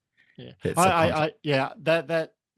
I love Jack being, this stubborn butthead and just like, and it kind of ties to what we saw in the season 4 finale, because when he does fix Lock up, he gets a flash as well of Mhm. looking down the hatch, Yep. and he just kind of recoils and says, no, that didn't happen, like nothing happened. Mhm. And so same as he sees the island disappear, nah, didn't disappear. And he starts seeing these flashes. Nah, still doesn't believe it. And that the moment that just kills me every time is when he's with Christian at the end, and he Mhm. realizes what's going on. He says, he's kind of asked Christian, "How are you here? You died." And Christian just goes, "Yes." And then Jack's like, "Then how are you here?" And Christian just says, "How are you here?" Yeah. There's that beat of Jack going, "I died too." It's just like, oh, Yeah. that sends chills down my spine every time. Mm. Just I Yeah. love it. Yeah. Yeah. And there's a little over explaining there where he's like, whatever happened, happened. Like if Yeah, you if you're sitting at home going, what, they were dead the whole time, that like yeah. there's Christian Didn't Shepherd help going, though, did it? no. No. Also, when Sawyer says to, like, he walks past Jack in that, you know, in the hospital and says, thanks, Doc, in the Yeah, exactly the same way he would if they were back on the island, gives him a little, hang on, what, you know. yeah, And then when he bumps into Juliet and she says, it worked, yeah. that's such a good, because she, back in season 5, the bomb goes off, it worked, but Mm, she's not, you know, for her, it worked. She's already kind of passing through because what she says in his arms is the yeah, conversation, because she plugs in the vending machine and yes. she says it worked. And then they have their big moment, which I think is great. Like that everyone's decided that no, those two were meant to be together, Mm, that that's right. And that Shannon is meant to be with Saeed, yeah, is me booing at the screen, going, boo, yeah. where is this coming from? Nobody wants this. No one wanted that. No. Poor, like he even, you know, Oceanic 6, he comes back, he gets to live a life with Nadia. He says that this is No, the happiest I've ever been in my entire life. no, And yet doesn't work, does it? no. That's fine. That's a minor hiccup. Yeah. Yes, on the island. Yeah, a lot of the action is very much just a shaky camera while Yeah, they that's biffo and everything. There's an interesting dynamic with Jack and Locke actually working together. Like they're like, well, mm, let's just see which one of us is right, you know, yeah. as they throw Desmond back down another hole. I was never really clear on the whole Desmond thing and why he was a weapon, and Just like I get yeah, that he could survive stuff, but him moving around and all that kind of stuff, I didn't quite. Widmore putting him in the box and all that kind of stuff. Um, there is a little fun little moment where if you're, I don't know, if your brain works a certain way and Jack's down there and he's unplugged everything, could he turn into the next smoke mm, monster? maybe. Um, yes, but no, that is it's just sort of not the way they go. And yeah, by the time he comes stumbling out, and we've had the whole business with Hurley and Ben, and he comes stumbling out of there, and then Vincent, that's what Well, gets me. Vincent It's just the kills me. second that Vincent lays down next to him to be with him while he watches the plane go. Yeah, That's when yeah, I got the book out and I wrote down. I'm like, this is in the 10, and it's got to be up there. yeah, yeah. I love the ending. The ending for me will always work, and I love it. A quick shout out to a few other little bits and pieces. Rose and Bernard obviously make an appearance, and Yep.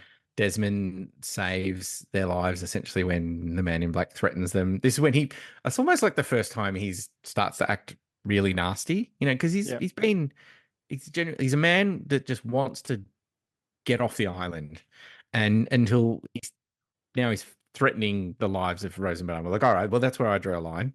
Yeah. You are, you know, an evil man. The Ben shooting Widmore and like going back to that season 4 finale, right? Wasn't some big like cheering moment for me, like, hey, finally Yeah. killed the villain or something. It just doesn't Yeah. have as much impact for me. Yeah.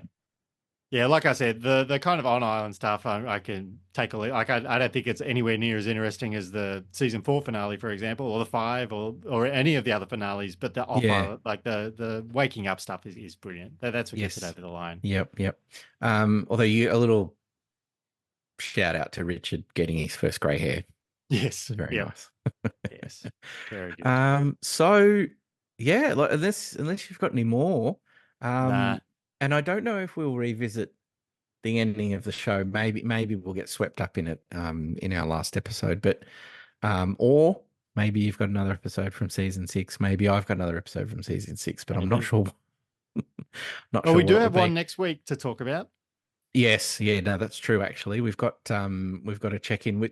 It's hard because I just think of that as such a standalone thing. Yeah, Aberturno and the episode. So that is next week's episode. That is number 5 on the list. Our man Richard's episode, all about him. We'll talk about that next week, and of course we'll have our own number 5s.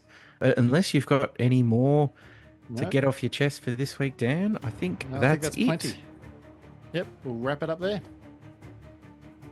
Thank you for listening to Lost Within Lost. If you have any feedback on anything you've heard in this episode, or even if you just want to share some of your own favourite Lost memories, you can send us a note via email and or pneumatic tube if that happens to be working. Just send it to lostwithinlostpodcast@gmail.com. We're also on the socials. We're on Twitter and or X, and we're also on Blue Sky, both of those at Lost Within Lost. Come and say hello. And meanwhile, thank you for listening.